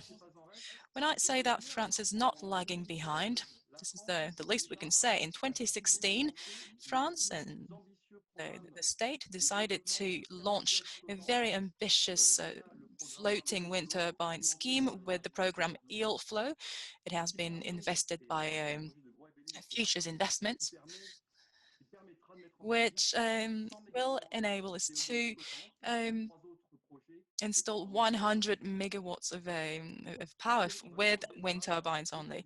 So this was really the starting point of this activity. What should be noted as well is that we did not go too fast when installing floating wind turbines. We had our demos, then we had pilot farms, so pre-commercial wind farms, and what's to come? Well, the servicing of several wind turbines. Those are very long-term programs. So we'll have commercial wind farms, but we need to start them. We'll start programming them now because we'll have calls for tenders, etc. So as Laurent Michel said, in the multi-annual energy planning, we started talking about the first commercial wind farms. This started in 2020. This has been launched, and this should be servicing within 7 or 8 years. And after this, we'll have 2 other commercial farms in the Mediterranean Sea in 2 regions in France, PACA and Occitanie. What's important in this planning, in this pluriannual planning, this is quite a satisfactory one, but we can go even further. What's interesting is that this planning in France might allow us, and I say might here, depending on the calls for tender, but this will really help us have more power with extra 500 megawatts in Brittany and in another region in France. I would like to focus on this this first in Europe and first in the entire world. So this was the launch of the first call for tender at commercial scale in Brittany. This project will cover the consumption of about 3,500 households. So this is quite remarkable for floating energy, wind energy, but also in terms of sustainable energy policies, as we will be able to harvest all and to harness all the potential of our coasts. In terms of acceptation, this is a very important topic when it comes to renewables. We need to have a good consultation and good discussions. So the state decided to invite the region of Brittany in order to lead the debate, to really identify the zone in the south of Brittany that will host this, this first floating farm. It's also important to emphasize the fact that there is a real potential here, and there is big industry. This has also energy benefits, and floating wind energy has to be one of the motors of the energy transition. We were planning at 8 gigawatt by 2035, and more than that, over 8 by 2050. So over 25 gigawatt by 2050. So in the end, we believe that floating wind energy could cover over 40% of our electric needs by 2050 and over 10% of our national electric needs. Germain. Oh yes, we're coming to the conclusion now. Perfect. So, as coming back to what has been said earlier by other speakers, first we need to come back to this basis, this foundation that we've had in France, but also in Scotland, etc. We have demos wind turbines, and it is important for states, for the different regions, for the local authorities to reach this learning curve that you see here on the screen, which will help us really kickstart this activity. For this, we need to have an accurate, a very precise calendar, and I think this is confirmed as Mr. Michel said it. And we also need to plan what will come next. We also need to seize the current opportunity, such as the current opportunity, so that wind energy can actually come into our program, that it should be integrated into it. And we see that we have great potential, but we need to act accordingly. We need to develop our harbors, but for that we need huge investments. And this is an entire ecosystem that has to be launched and created in order to be competitive enough, in order to cover the entire market in France, in Europe, and across the world. Thank you. So thanks a lot, Germain Payer. And I would like to give the floor now to Yves Marignac. So Yves, if you turn on your video. Oui, merci. Bonjour à tous. Et merci pour. Thank you very much. Good morning, everyone. Sur ces questions, j'essaye. Thank you for allowing me to present Megawatt's outlook on these issues. Let me share my screen. I hope that everyone can see my shared screen.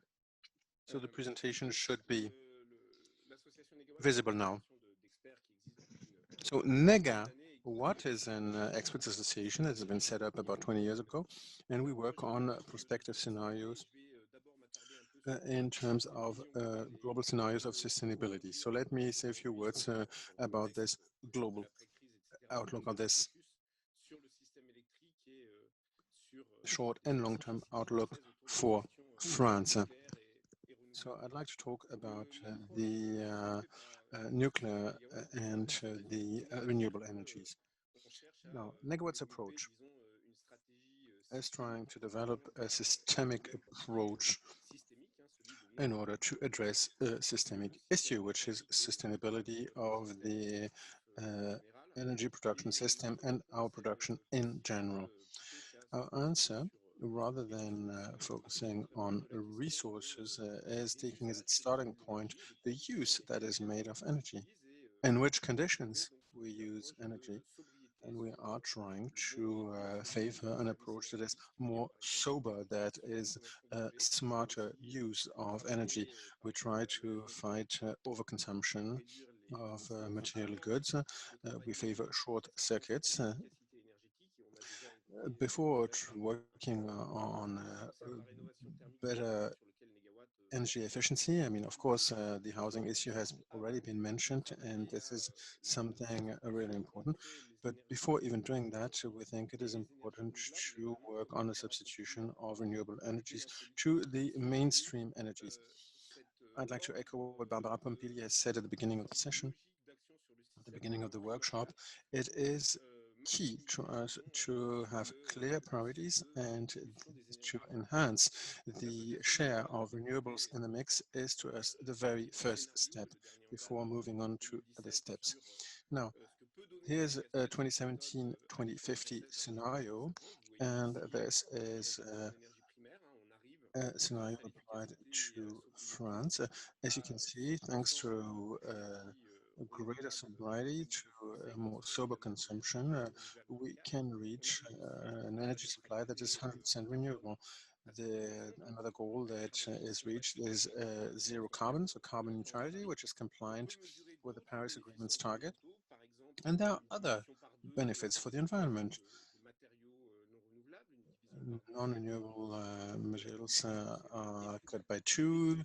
Atmospheric air pollution is also decreased, and this has also a benefit in terms of job creations, better social justice, and these socio-economic benefits are not a negligible part. This is also the way to safer energy supply. Now, what does this mean in the current global context? Our short-term priorities are the same because sustainability in the long term needs to be rooted in short-term decisions. And then after the pandemic, there is, of course, the question of resilience. Now, sustainability first. Sustainability is a complex issue because one needs to take into account all the objectives, the SDGs, the environmental aspect, the economic and social aspect, also the aims in terms of governments. If you take all of that into account, then you can see that this is based on the 1.5 target of the IPCC, and it is based on the analysis of the available scientific literature of what the impact would be of a reduction of CO2 emissions on the SDGs. Now, if you look at the score, you have at the top the action on demands. Here you have a mix of sobriety and efficiency. Now, all of these measures would have a high added value impact on sustainability.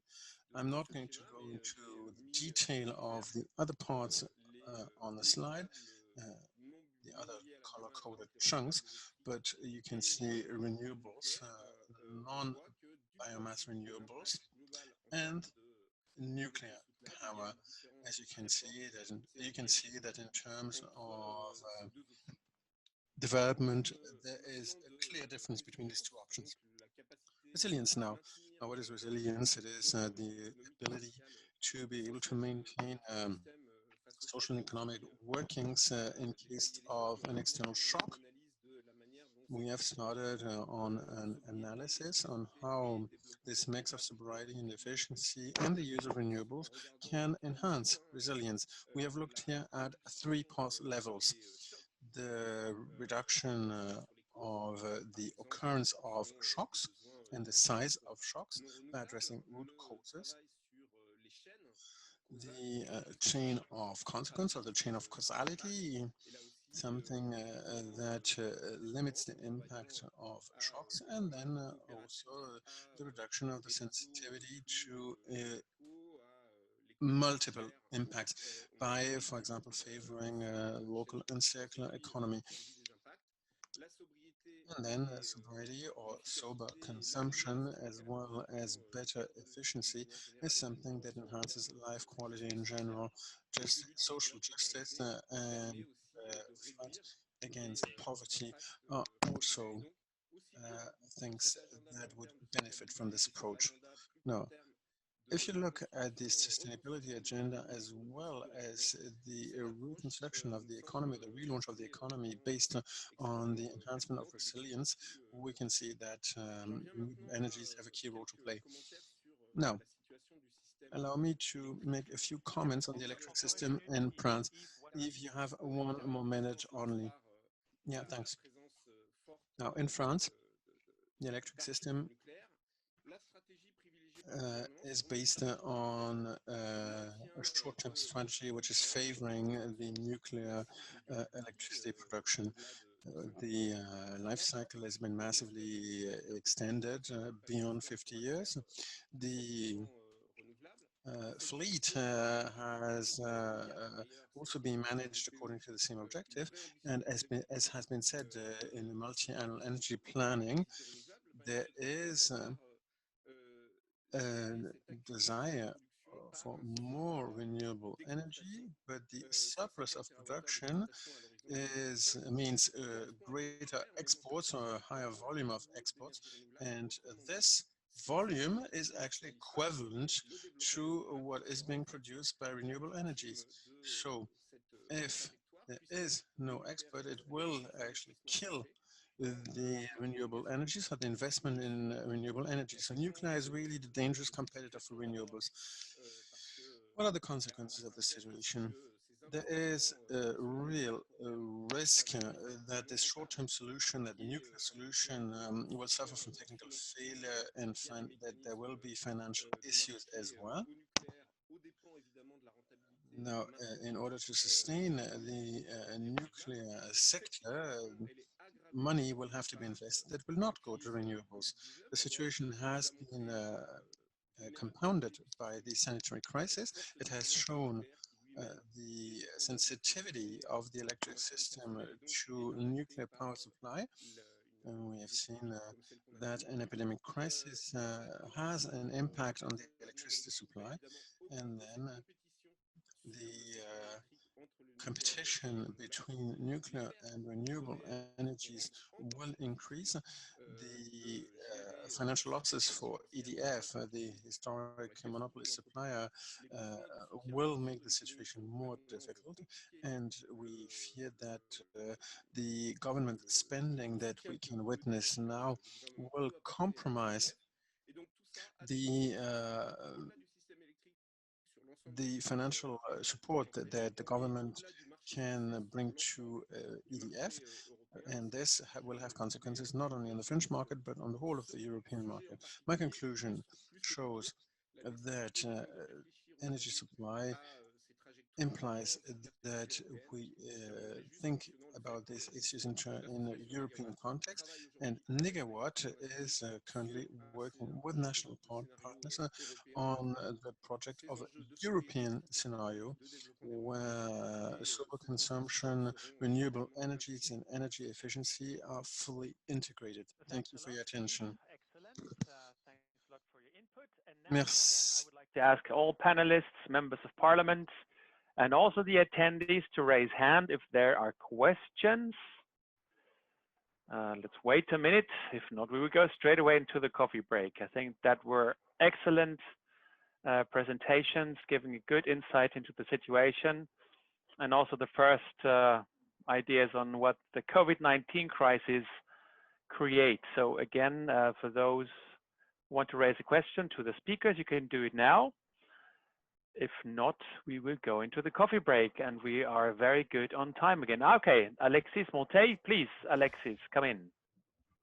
Oui, merci Yann. Juste une question peut-être que je souhaitais poser Yann, sur la question de la gestion following. prévisionnelle des emplois et des compétences. Regarding the provisional... Excuse-moi. Je pense que c'est bon. Regarding the provisional management of jobs, I think it has been briefly mentioned during the first panel. So regarding skills management and job creations, how that is managed for the future.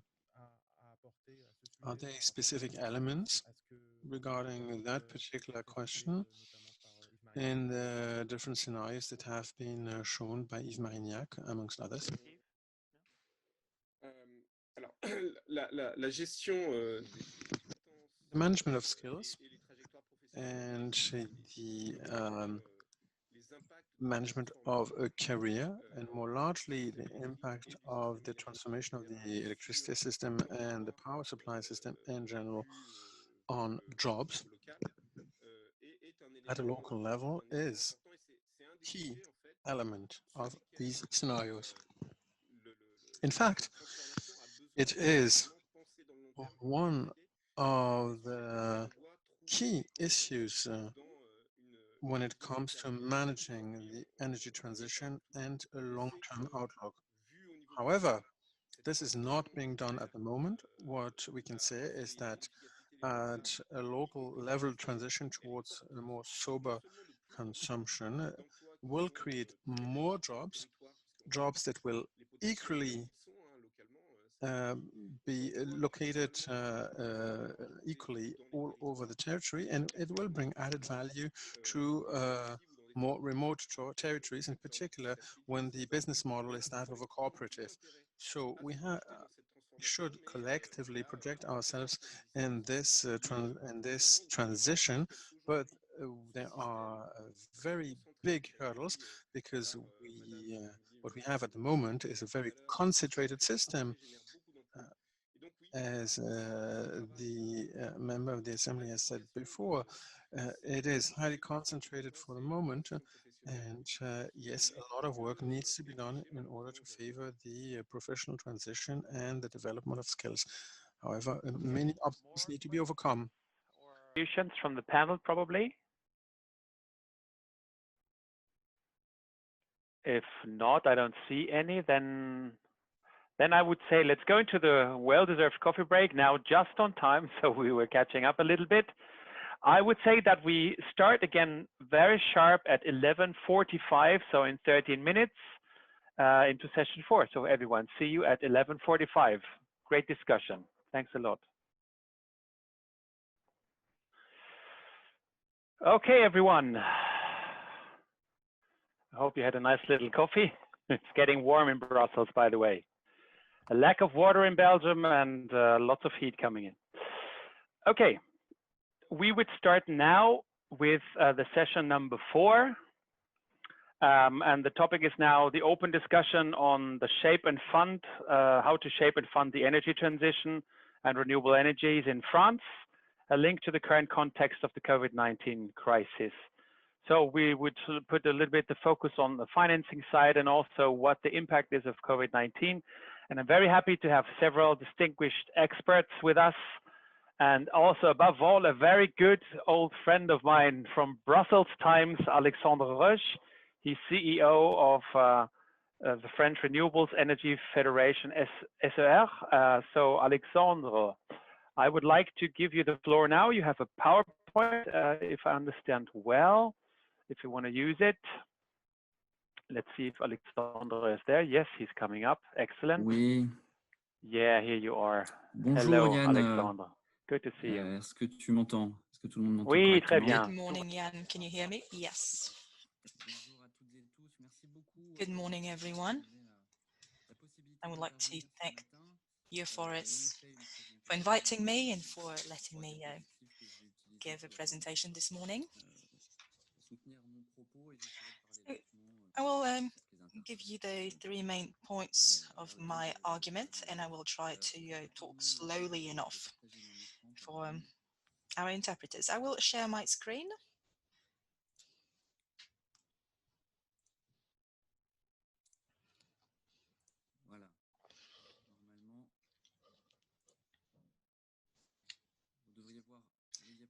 You should be able to see the slides on your screens now, if it goes according to plan.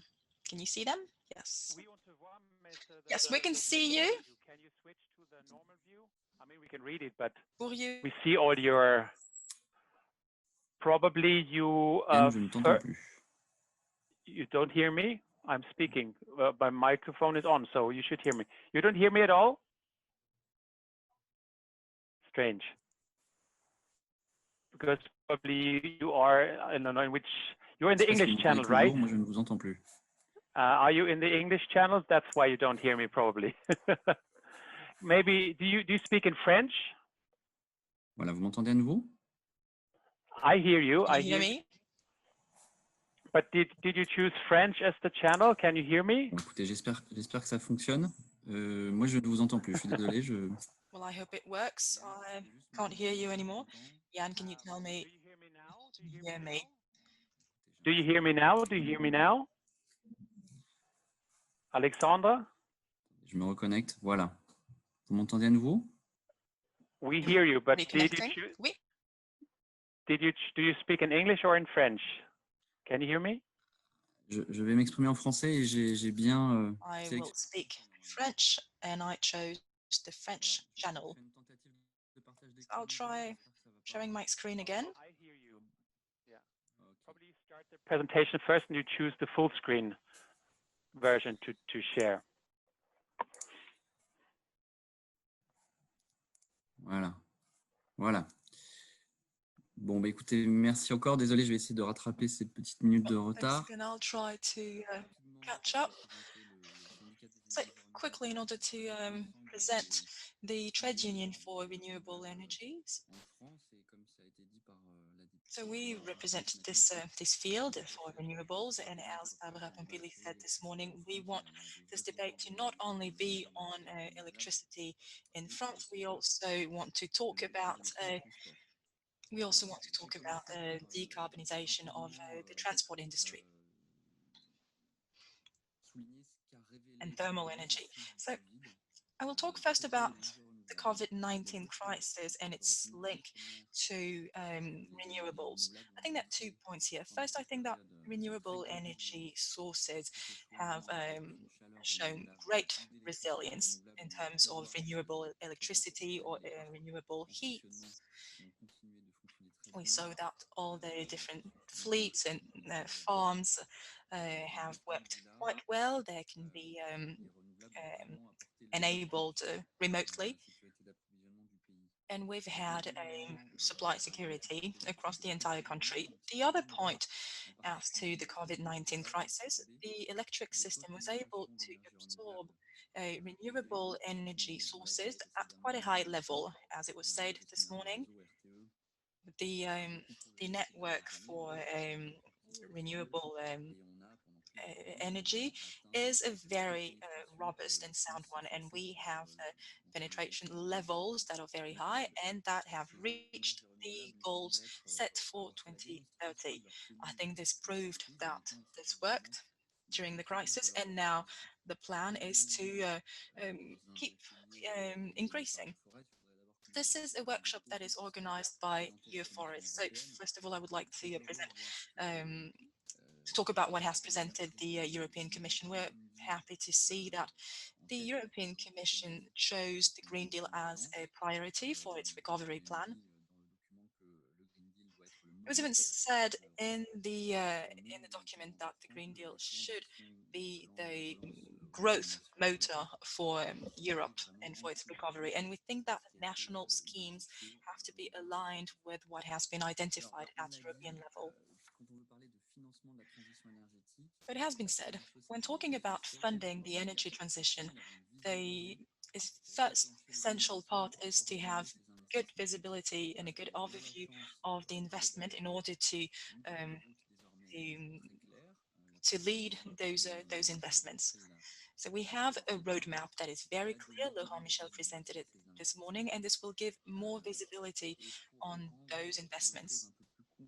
And to make things more tangible, when we talk about renewables in the political debate today, and when we say that renewables will help us boost growth and increase the recovery of a country, I think we wanted to make it more concrete and more tangible so that we could actually measure it. So we've carried out a study in order to give a model on the multi-annual energy planning on French energy and on the French territory.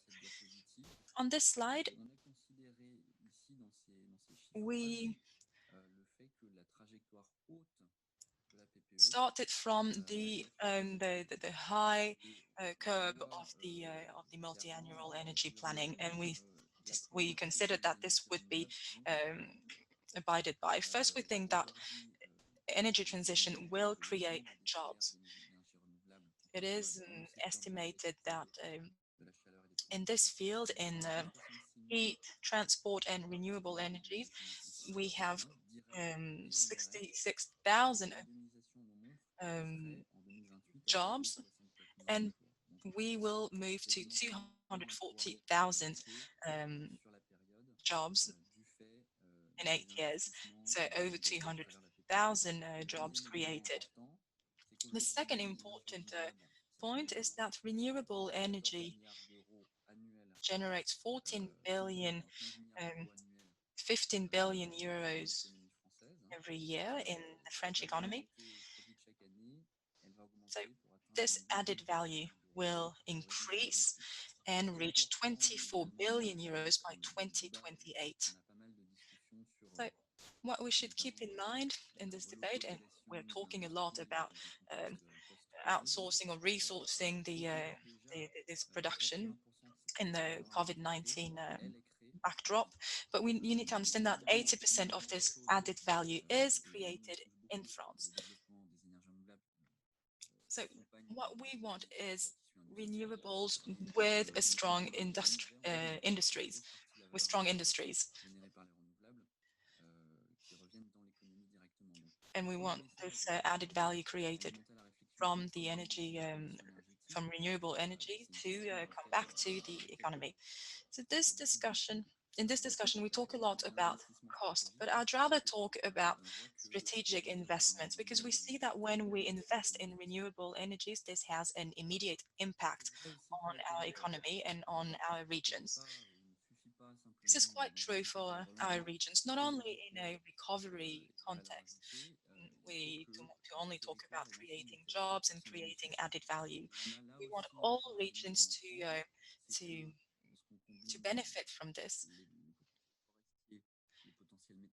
If we combine the potential of wood and of other energy sources, if we recycle household waste, industrial waste, or other types of waste, such as waste coming from the farming industry, we have huge potential on all territories, on all regions. We also saw it earlier that we have great potential with offshore wind turbines, also great potential with solar energy.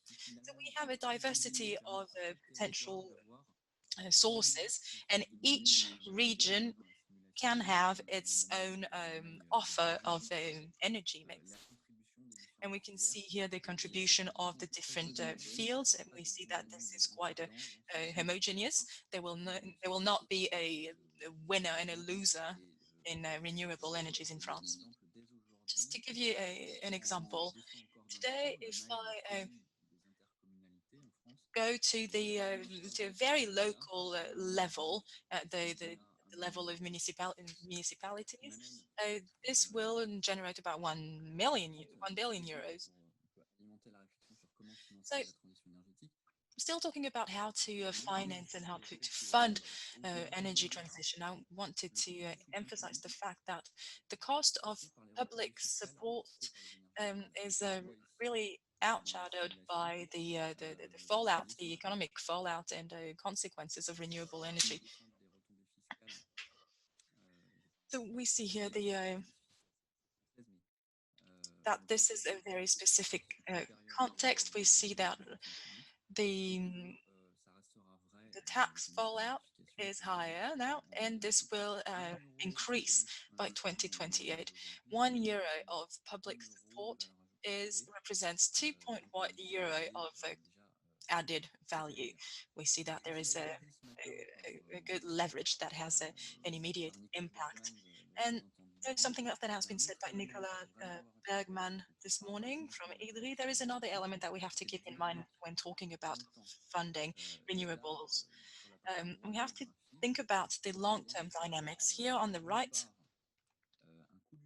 we see the cost of public support, which is for the most part past commitments. This is the gray part on this slide, which means that the new capacities, the new commitments that we have to set throughout the multi-annual energy planning, this will be limited in cost. And then there's another element which has not been mentioned this morning.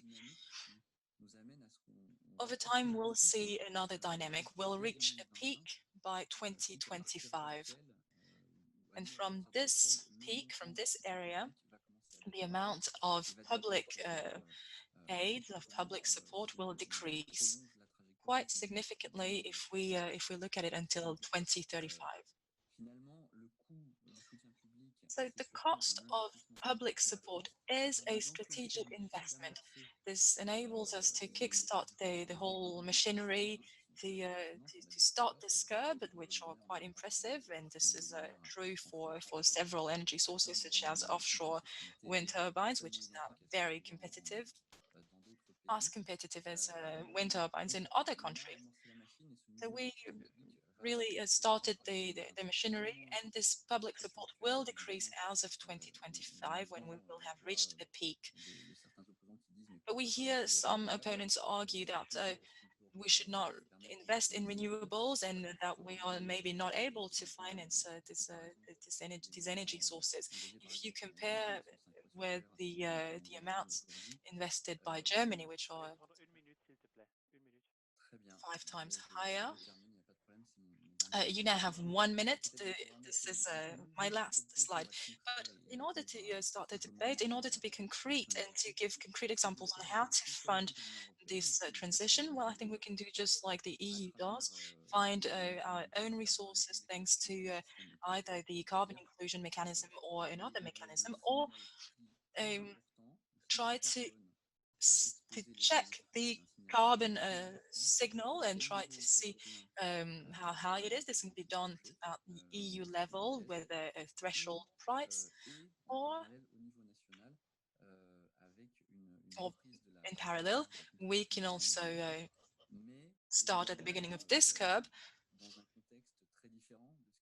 knowing that this will be done in a different context, and that we will work with 3 types of actors, with citizens, with individuals, with local authorities, and with companies. And I think this will be important. This will enable us to have visible commitments and understand our policies. We need to be transparent on those topics and try to extend these procedures to all mechanisms, to all these funding mechanisms, and see how the carbon tax can actually feed into these mechanisms so that local authorities and individual can be involved in this energy transition. Okay, merci Alexandre. I would now move directly to Benoit of the Institute for Climate Economics.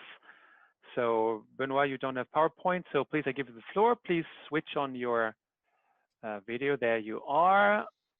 And now you're in the spotlight and we hear you, hopefully. Super. Écoutez, je vais, That's great. Thank you. Well, I'm sure that I will repeat things that have already been said. So what is the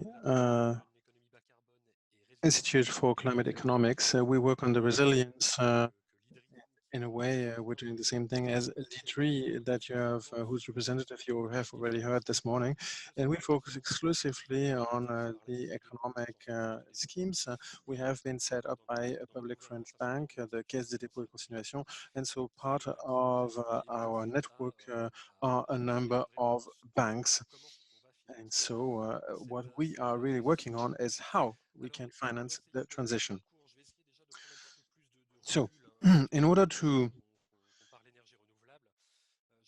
highlight just the elements that are new that have not been mentioned before, I'm going to take a step back first and going to tell you in France about what's going on regarding the financing of the transition and the national low carbon strategy. A few figures now. So each year we are investigating the low carbon investments, everything what is a transfer of gross capital in favor of low carbon. Some of these investments are part of the national strategy. It takes into account the rehabilitation of housing, transport infrastructure, clean cars, etc., many other things.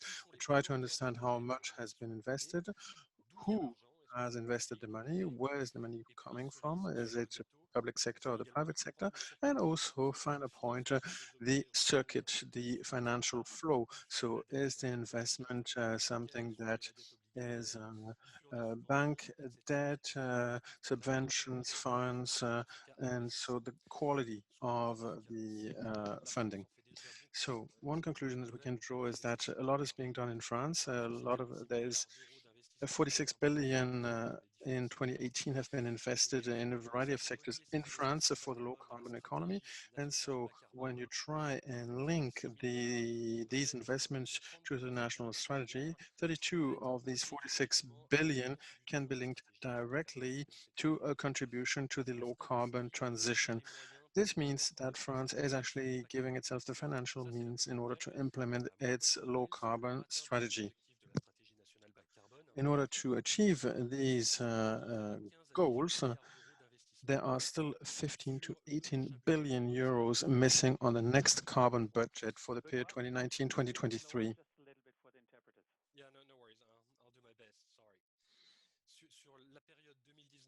So for the period 2019-2023, we will probably be lagging behind by 15 to 18 billion euros for the low carbon economy compared to all of the French economic output. And so the deficit of investment could even be 32 to 42 billion euros for a 10-year period if we want to achieve our low carbon goals. So, you know, those objectives, some are linked to renewable energies. So this is linked to biofuels, thermal energy, and other energies. And so what we are trying to do is to figure out where the investments are lagging. So there's already a lag. And so I'm talking about the lag before the sanitary crisis. And now, because of the pandemic, governments are wondering how they can best restart the economy. So at the beginning of April, we have made a variety of proposals, a contribution to start jumping the French economy and to cut through the chase. Our suggestion is to actually take the low carbon economy really seriously, to catch up with our lag on all industries, and in particular to increase the share of the renewable energies in order to catch up with the objectives that had been set before. 7 sectors have seemed to us to be a priority. So these 7 priorities in our proposal from April is renewable electricity supply. We haven't actually looked at biomethane and at thermal energy. A new version will come out. It will be ready for July, but we didn't have the figures in April, and this is why we left it out of the study that we published in April. But in July, we will be able to broaden our scope. Now, renewable electricity. Now, all our publications can be downloaded from our web page. And so, again, to keep it short, what are we suggesting? We suggest a scheme of public investment of 7 billion euros a year across all sectors of the French economy. And this is only, of course, the climate investment that we think is needed. It's not the general rehaul of the economy. Now, that sort of investment, we think, could generate up to 20 billion euros, which would lead to job creation, etc. And that has already been mentioned, so I'm not going to go into detail.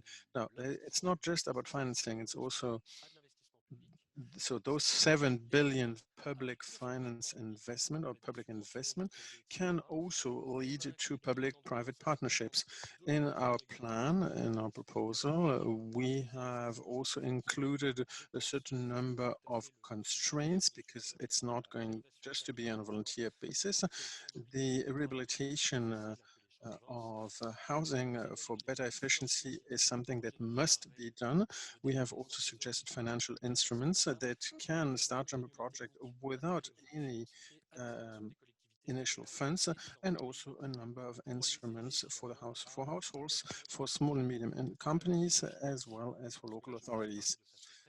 So this was just a general overview, but I imagine that you have understood what our method is. So what we want is for France to reach its objectives for low carbon economy. The renewables have grown these past few years. We're convinced that the share of renewables will continue to grow and will play a key part in the relaunch of the economy. Let's now focus on renewable electricity. I can imagine that this is maybe of great relevance to some of you. So, as I said, thermal energy and biogas will be treated separately in the study that will come out in a fortnight. So, electricity, renewable electricity. We suggest to defer the public investment, which is above which is 1.6 billion euros per year. So not including the SPE. So we suggest to double the amount, not quite, to 2.3 billion euros per year. In order to do that, we suggest a number of measures, half a dozen, and I'm going just to give you the items without going into detail now. So those measures are to maintain the schedule of for tenders that have been integrated in the multi-annual energy planning. The idea is not to slow down and to avoid any disorganizing of an industry that has already been coping with a demand shock. Second measure, to secure the financing for the projects that have been already carried out. And we think that is important. If the contracts that have been signed in the past are put into question, that will send a very negative signal for future projects. Third measure, to imply further local authorities and citizens in all future projects. Fourth measure, to cut the red tape. Sorry if I'm speeding through the measures. Fifth, to launch call for tenders after having done a survey of unused land, and then to sixth measure, to maintain the level of public banking institutes in order to continue to further the investment. We hope that these measures will be sufficient to accelerate things. Those measures have already been presented to a number of players, and we really hope that the authorities will take into account some or all of these measures in the recovery plans that will be decided upon in France and elsewhere in Europe. We think that climate deserves to be a key factor in the economic recovery, and that all the secondary benefits such as air pollution, etc. I think that is a great rationale in order to use the recovery plans as a great opportunity to increase our resilience towards climate change and our transition towards a low carbon economy. Thanks for your attention, and I'm happy to answer any questions. Thank you, Benoit. All the energy efficiency parts and renovation wave and whatever. So, but today we wanted to focus on renewables only. And so thanks a lot. I will now give the floor to Wojtek Karinowski, who is co-director of the Veblen Institute. So Wojtek, please switch on your camera. Yes, c'est fait déjà, j'espère. I see a V, a red V. Oh, sorry. Sorry, yes, that's for Veblen. I'm sorry, yes. Yes, that's me. Hey. Oh, yes. Bon, je poursuis en français. Bon, merci beaucoup pour votre invitation déjà. Ce que je vais dire. I will now switch to French. Thank you very much for your invitation. Most of what I will say has been said already by the Trade Union for Renewable Energy, but also by other speakers. So the Veblen Institute is located in Paris. It is funded only by private donors, and we only talk about energy transition and the economic debate. This is similar to I4CE, but this institute, the Veblen Institute, is smaller. So we talk about monetary policies, economic policies, about green economy, and and other related subjects, which I will not mention today. Well, first of all, I think we will decipher the Green Deal, and this is what I wanted to do with you today. This echoes what Benoit said. I believe we need to open the debate beyond renewables for a very specific reason. When looking at the Green Deal, but also the recovery plan that has been set up by the European Commission, we see sort of a selective plan. So this is why we drafted a first paper called How to Have a Successful Green Deal. And we talk about some inconsistencies in the Green Deal. Things that we also see in the recovery plan, which is largely inspired by the Green Deal. So if the Green Deal is the priority of the European policy, this is necessary, clearly, but we also need to, for the objectives to be more ambitious. So I won't have time to talk about all the problems that we have identified, but the energy transition does not only cover renewables, it also covers sustainable infrastructures, and the list goes on. And there are also many interconnections between the energy goals and other goals in other fields, such as farming, agriculture, etc. So we need to have a global overview. That's the first thing. And we also need to link investments with a global vision on how we can have a shift in the way we live.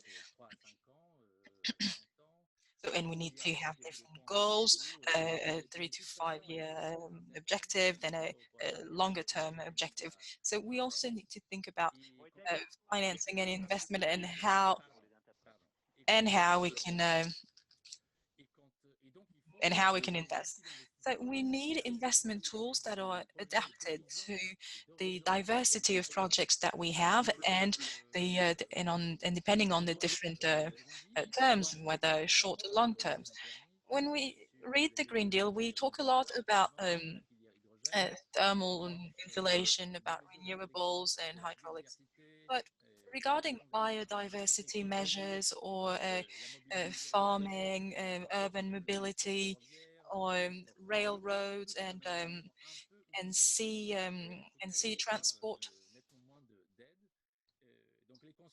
or waterway transport, these areas do not receive as much support. So the EU says there is a resurrection of the railroad, but this is not quite true. This is why we really need to insist on the fact that we need a global overview of the energy transition. And with this selection of this biased energy transition, this bias is problematic because we only use cash flows for renewable energy sources projects, because it is easier to do so than to invest in urban planning projects. But we should have more projects that would be more diversified. If we look at the recovery plan, we see that this is resting on private funding, and we have different leverage effects that goes from 1 to 5 or 1 to 10. So we're really betting on something new here. But this should not have bad consequences. We should not forget about fields that are maybe not as safe for private donors, for the private sector. You talked about the lack of investment. Benoit just talked about it. And I think that those estimates vary greatly from one study to the next. If you look at the estimate given by the European Commission in 2007, which have been updated then, those estimates are higher. depending on the ambition for climate, the investment could be 8% of the GDP for at least 5 years. So there is definitely an investment gap. And it is more or less present depending on the field. So we will not be able to reach those goals if we are not consistent. Now, regarding the proposals, and that come up in the study carried out by the Veblen Institute, I've talked about the problems that we have identified. Now, regarding the solutions, so we have solutions coming from the private sector, but also solutions in order to reinforce to fight against the reliance on public support. So what we need is a more ambitious financing system, so not just a green financing. We need to review also the accounting standards, and we need to redefine the definition for asset management. And central banks need to play an important role for the cash flow to be better aligned. Central banks have an important channel, but that we do not talk about enough, the channel of refinancing. Today, the EU is trying to change the economic industries, whereas the banks do not do that. They just try to reflect the current state of the economy and of the economy that we know, the real economy. So we need this shift, and central banks have tools. They have the collateral framework. They also have the interest rate policies. Also the purchases of and the monetary policies. But this has to be aligned with the Paris Agreement. And beyond all this, we also need more rules for all financial institutions. But I'll move on quickly because this is maybe too technical and we do not have enough time for this. Regarding public spending, this is something that has been weakened by the current crucible with the COVID-19. So certain questions are raised now. We are moving towards a constant debt, but given the public investment and the public support, we need to give states greater investment capacity if we want to transform urban planning, if we want to change our transport systems. And for this, we have several solutions. Of course, this is a very political and controversial debate since we're talking about public aids and public support. But what I do observe here is that the European Central Bank is doing its utmost in order for the Eurozone to have enough leeway, and this leeway is given to the states so that they can manage the crisis. So how can we act in order to manage the energy transition? Since, well, I think that the energy transition cannot be only funded by private funds. And I also think that private funds are probably underestimated in this field. So this is why we need to talk about the European Central Bank. Our colleague Benoit talked about the investment banks, which does a lot. But in order to reinforce development banks, for instance, which do exist across Europe, we probably also need a new type of funding for this kind of development banks and for long-term investments.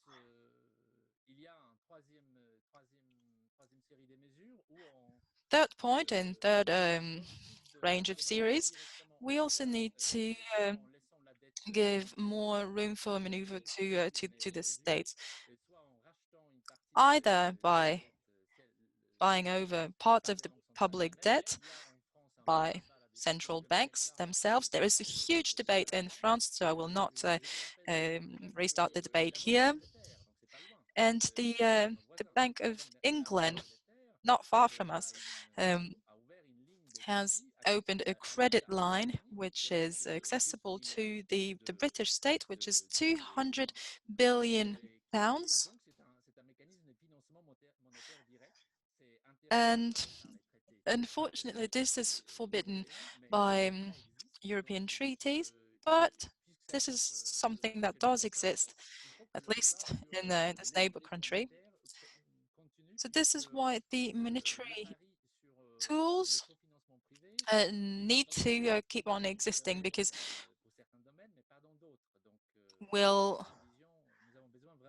we need this. We need to have a consistent overview, not only of the climate issues, but also on how we can protect diversity. I think that there are many fields that do not benefit from these leverage effects. As unfortunately, not everything is foreseen in the Green Deal and in the recovery plan. And John, you have a PowerPoint, if I'm not mistaken, and it would be good to see you and hear you.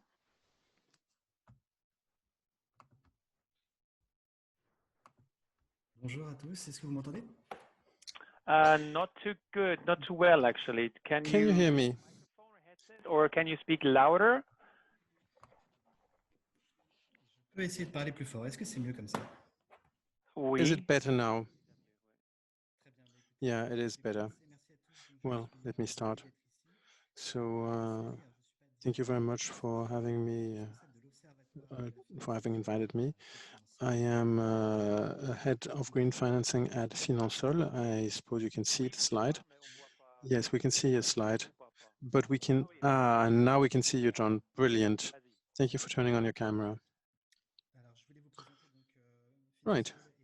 So a few words on Finansol and the various options that we have in order to harness savings in a way that enables citizens to invest in renewable energies in France, but not just.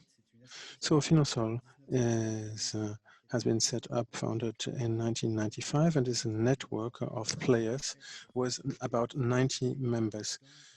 The aim is to create greater solidarity in the financing world, and we do this through 3 levers: promotion of solidarity finance.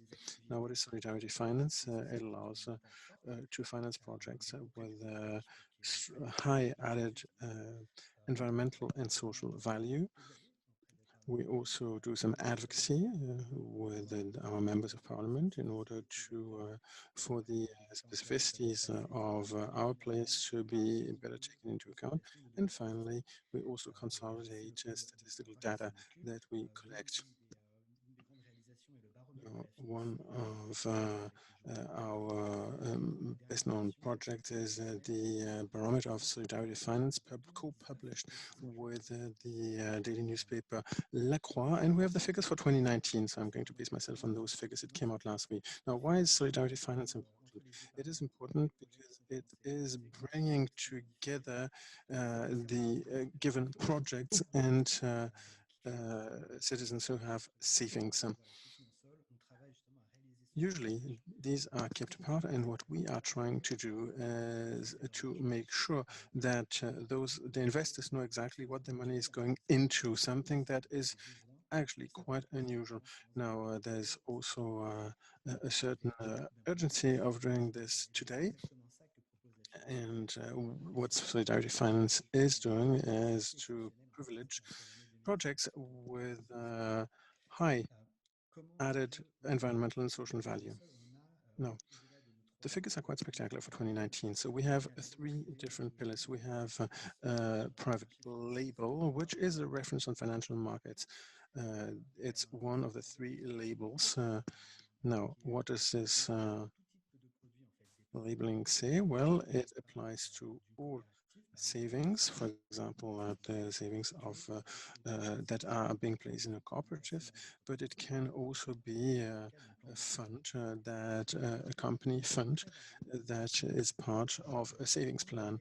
So it's a variety of products, and we have a committee of volunteers who are in charge of giving this label or this certification or not. And so they check whether the products are eligible to the certification or not. Now, transparency is something that is very important to us. So we ask for the managers of a given product to generate data and to publish information made available to the investors. And we also ask them to publish on the solidarity mechanism, and that is what makes our certification so specific. The money that has been placed in a project will have to serve the purpose of high-value projects for the environment and for society in general. You have may seen it on one of the previous slides. ENERCOP is, for example, so there were some logos amongst which ENERCOP, you may have seen it in the previous slide. So the reason for being inclusive and bringing together a variety of players is to guarantee a greater transparency. Now, there is also a second solidarity scheme, which is sharing. Now, that means that some of the benefits that have been generated by the investment will actually be reinvested in the project. So, or donations will be made to associations. And that means that some of the money that's being made goes to players in the field of renewable energies. Now, to give you now a few figures, you will be able to access the complete data in the barometer published last week, as I said, but we have 810,000 subscription of solidarity investment through 3 channels. You can invest directly through crowdfunding in a given company, or you can also place savings through your bank or through your insurer. As you know, some of the savings schemes have dedicated funds. That allows the investor to make sure that his money or her money goes to a green project. There's, for example, REF3 from the Crédit Coop, which is financing solidarity players. And one can see that it is becoming more mainstream with the French. And finally, we have also savings through solidarity companies. And that is something that is highly successful with the French general public. We are talking here about 15.6 billion euros with the financial certification, which represents a massive increase in a very short amount of time. Now, this is for the dedicated funds. But what does this money go to? In 2019, this represents 458 million euros for high added value social and environmental projects and 4.3 million euros going to associations. Now, what about now the output? So this is what we do when we want to raise awareness to the efficiency of our business model. But I can, of course, give you more detailed figures if you want to. But 25,000 households are now supplied through renewable energies. We have 30 megawatt actors that have been produced by financial financed players. A number of projects ranging from the awareness raising amongst the general public, creating or inciting to virtuous behavior, etc., have benefited from green financing. The reason why it matters is that those players have particular status. We have talked about cooperatives already. And so they have often a governance model that is also specific.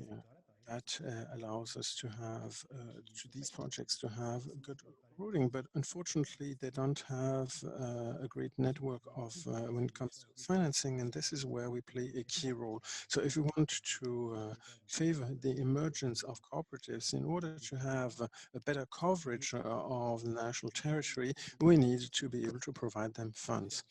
So this is where solidarity finance is different, because the financial instruments are adjusted to their needs. They also take into account the constraints of those players. Players in particular cannot access loans, and this is why we have developed specific products.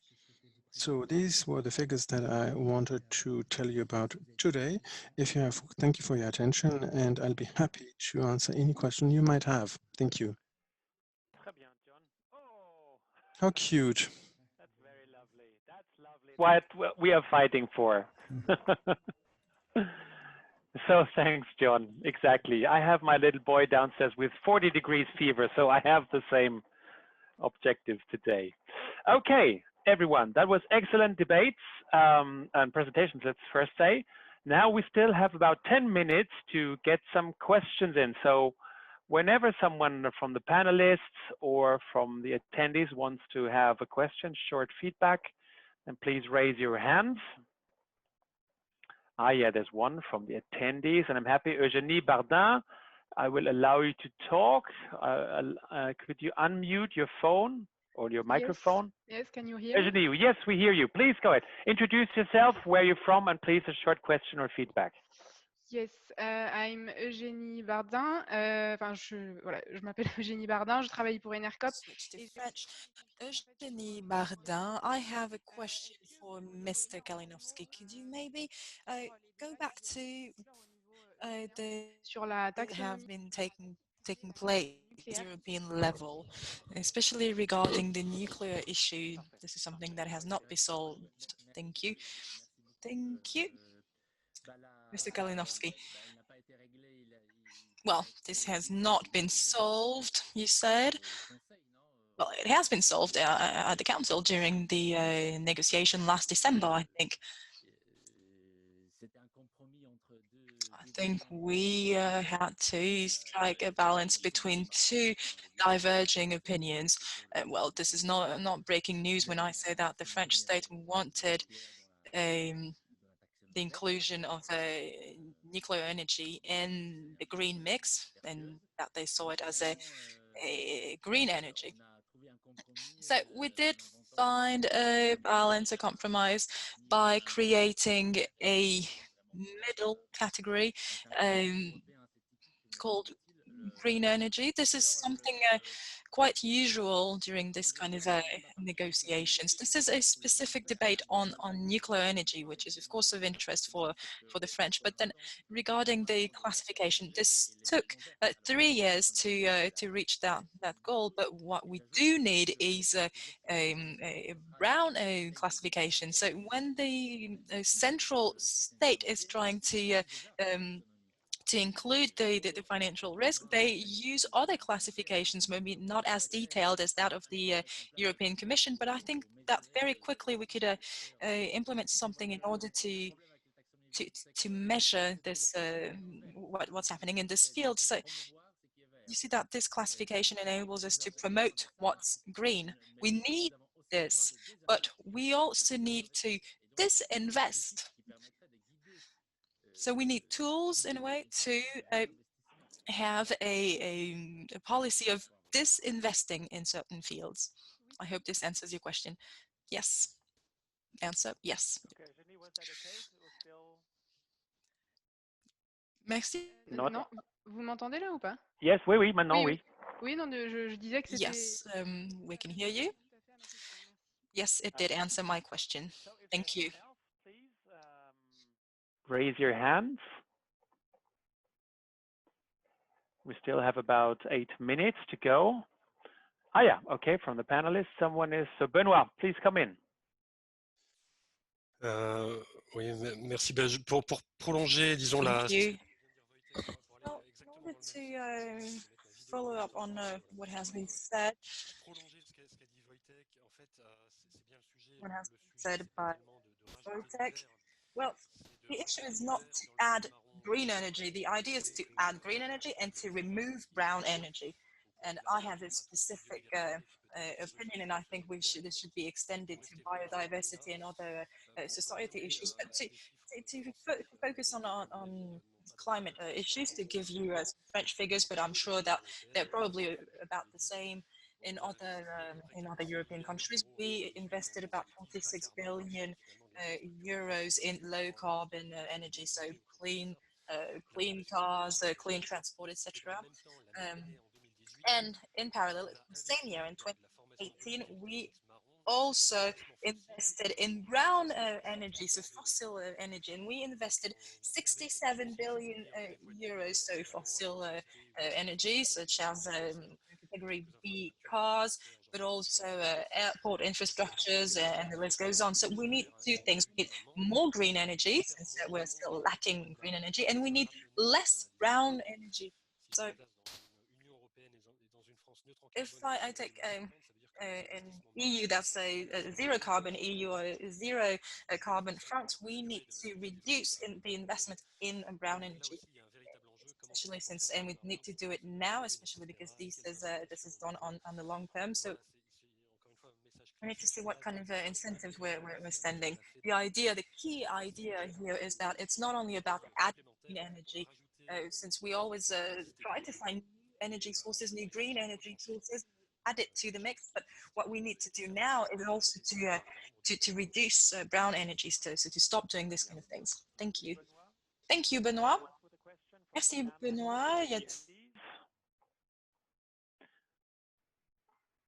If not, then I would probably, as a final round, the last 5 minutes, ask the 4 speakers of this panel to raise the scene a little bit more into the direction of the European Union now, the Green Deal, the recovery plans, the millions of billions that European Union and member states are planning to spend. And what do you think, what should be the top priority? If you can say, each of you in 1 minute, what would you say should be the top priority to go for in the coming months and years? And would you say that France will be one of the leading forces on that platform? But I don't know, if we start with Alexandre probably, or whoever wants to come in first. Yeah, thanks Yann, merci. Je dois me remettre sur français peut-être. Thank you. So I'll switch back to the French channel. Yes.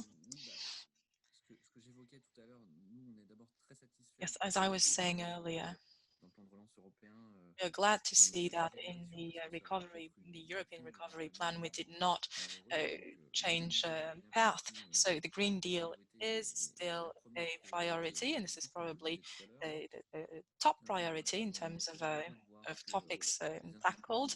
We're very glad as well to see that we have several tools, such as the carbon inclusion mechanisms, and everything that's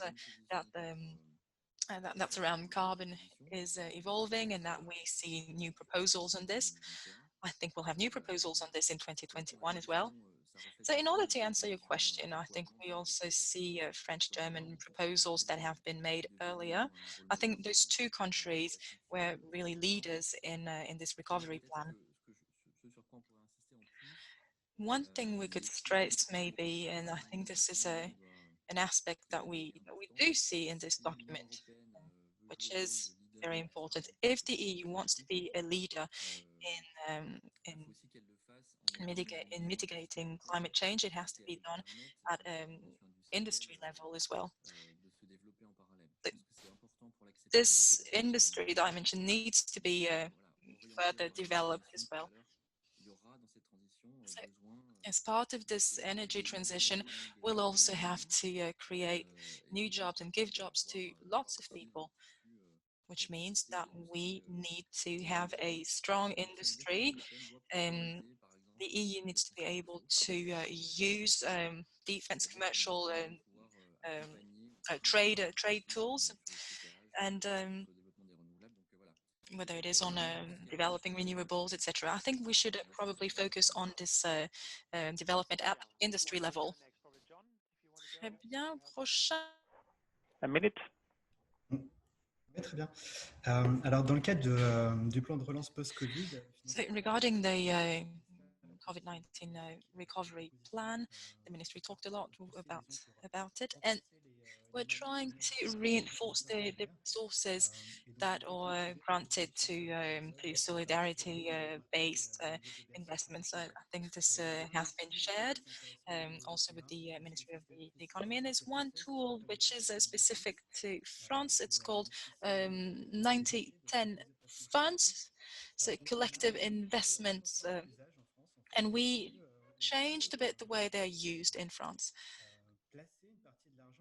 So we can invest part of the money in other types of assets, which are sometimes seen as risky in the EU. So sometimes it is forbidden. So all this money which is invested in those collective tools, it could be for salary savings and pension funds. There is a lot of money in this, and we could channel part of it. We could use part of it and channel it or funnel it to specific fields. In fields that are important, and these green investments are extremely high in France, because in France we use these types of tools, and we have developed a real know-how with these tools that we can invest on the long term and on the shorter term, and the goals are different with you're investing on the short or the long term. So we are using innovative resources. Sometimes it requires some challenging, and so because we need to explain that waste can actually be seen as resources. This can be problematic because some banks cannot finance some fields that are key in energy transition, or thermal insulation for more vulnerable people. And this is the kind of things that these tools can do, and this has a leverage effect. So this is very important to work on this. So for these investments on non-listed products, such as the tools 90-10, which are solidarity-based investments. Alors, encore une petite, just 1 minute, and going back on what I have said earlier, I think we need a consistency test of EU policies. We cannot draft a Green Deal without taking into account the trade policies or competition policies. So we really need to take into account all EU policies and all the relevant fields, and see whether this is aligned with the Green Deal and consistent with the Green Deal. And if we actually look at it, we might find lots of surprises. We also need to reinforce tools such as the European semester, which should be the main tool to funnel the public investments towards the objectives of the Green Deal. Unfortunately, the European Parliament already declined and rejected one of this idea to reinforce this European semester. So we really need those investments to actually target our lifestyles and where we use those investments. So this is not the only tool. Of course, there is also the green budget, or the taking into account of imported emissions, which are not covered in official statistics. But I think we really need to see what's consistent in our policies, in our tools. Benoit, going back onto what he has said to what has Benoit, we have a council in France, and I would like to talk about the recommendations. Recommendations that are completely aligned with those of Wojtek. So what we could also tap the recommendations that have been put forward by the Council, and I'm not claiming here that we can instruct others, but I like the answer that was put by the government. It was actually quite smart, and it has not been implemented completely. Now, what the government said in its reply to the 2017 report that for the transition to the low carbon economy, the ministry would send to each authority a letter specifying the budget, that the ministers would produce a roadmap and that progress would be measured, including the Ministry for Public Accounts, for Finances, and that it would be reviewed by the Ministry for the environment transition. Now, unfortunately, this hasn't been implemented, but I think that governance issues are really strictly tied with green issues, and I think that all commissioners, when we're talking at the European level, have to discuss issues together and to align policies. The climate change and the energy transition are a concern for all of us. Money is involved, and therefore we should all talk about it. So let me just close this session and probably try to see if Barbara Pompili is still with us in this moment, because she had a meeting with the Prime Minister in between, by the way, so I couldn't keep her here. But probably she's back. So I don't know, Barbara, if you are still at your machine right now, please come in, turn on your video. If not, we'll conclude this workshop. So thanks a lot for all those excellent inputs, for the great debate. You see, there's so many things to discuss. We could continue that workshop for 5 more days at least. We bring that knowledge back to Brussels now. We will report that to European Parliament, European Commission. And well, as I said, we try to learn a lot also about the starting point in every member state, and to learn what are good practice examples and well, reflections about how to make the energy transition happen. And I think we have excellent ideas on the table. But you also see and saw that there are people still who don't believe in it, who don't want it. So there's still a big democratic fight. But let me conclude like this, also having our babies in mind. This is about the future. We have about 8 years left in carbon budget to solve this issue. We have climate emergency out there that did not go on holiday for 1 day, even with the COVID-19 crisis. So again, water shortages in Belgium. Can you imagine, Alexandre? It was raining a lot in the past. These times are over. It's already 30 degrees out there right now. So I think we have a huge mission, and we have to be courageous. We have to be bold, and it's not the time to hesitate anymore, to raise doubts about things. We really have to ramp up our efforts and to be, let's say, really, we need to deliver in these years. And to let you know, the debates inside of the European Parliament and also other national parliaments are very strong. And we had just this week on Tuesday, the European Sustainable Energy Week, and we had a debate with Energy Commissioner Kadri Simpson and 8 members of Parliament and Irina about the way to go forward. I mean, it's still complex, but I think we have a strong movement behind this, so it becomes more and more mainstream. But again, it's about the money, it's about the mainstream politicians, about society, but there's no time to wait and well, have doubts about it. So thanks a lot for this debate. I also would like to thank again Barbara Pompili. I hope she can hear us somehow. If not, we will tell her afterwards. Thanks again to all the speakers, to all the attendees. We were more than 60 in total. So it's a very good outcome. It's a snapshot of the French community as we wanted it.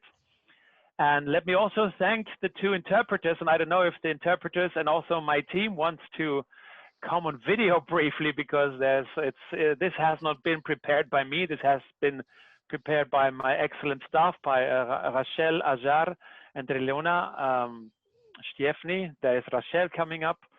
And also the 2 interpreters. You did an excellent job. I mean, it's a tough job, as I know, Arnaud and Julie. So thanks a lot for your work. And now let's conclude this workshop almost on time. And let's continue this debate and the fight against the climate change and stupidity in our societies and make the best out of it. I don't know, Rachel, you want to say something? Probably, you look like. We cannot hear you. Rachel, did you want to say something? Yeah. Go ahead. I just wanted to thank everyone. Your contributions were really wonderful. And if you don't mind switching on the camera, we're going to take a group picture. So turn on your cameras. And thank you very much. We now have a group picture. And there we go. Thanks very much. Thanks, everyone. Now we close it. See you soon. Good luck. And great to have you on this planet with us. Bye-bye. Merci, au revoir. Thank you very much. Bye-bye. Bye-bye. Bye, Yann. Bye-bye. Au revoir. Au revoir.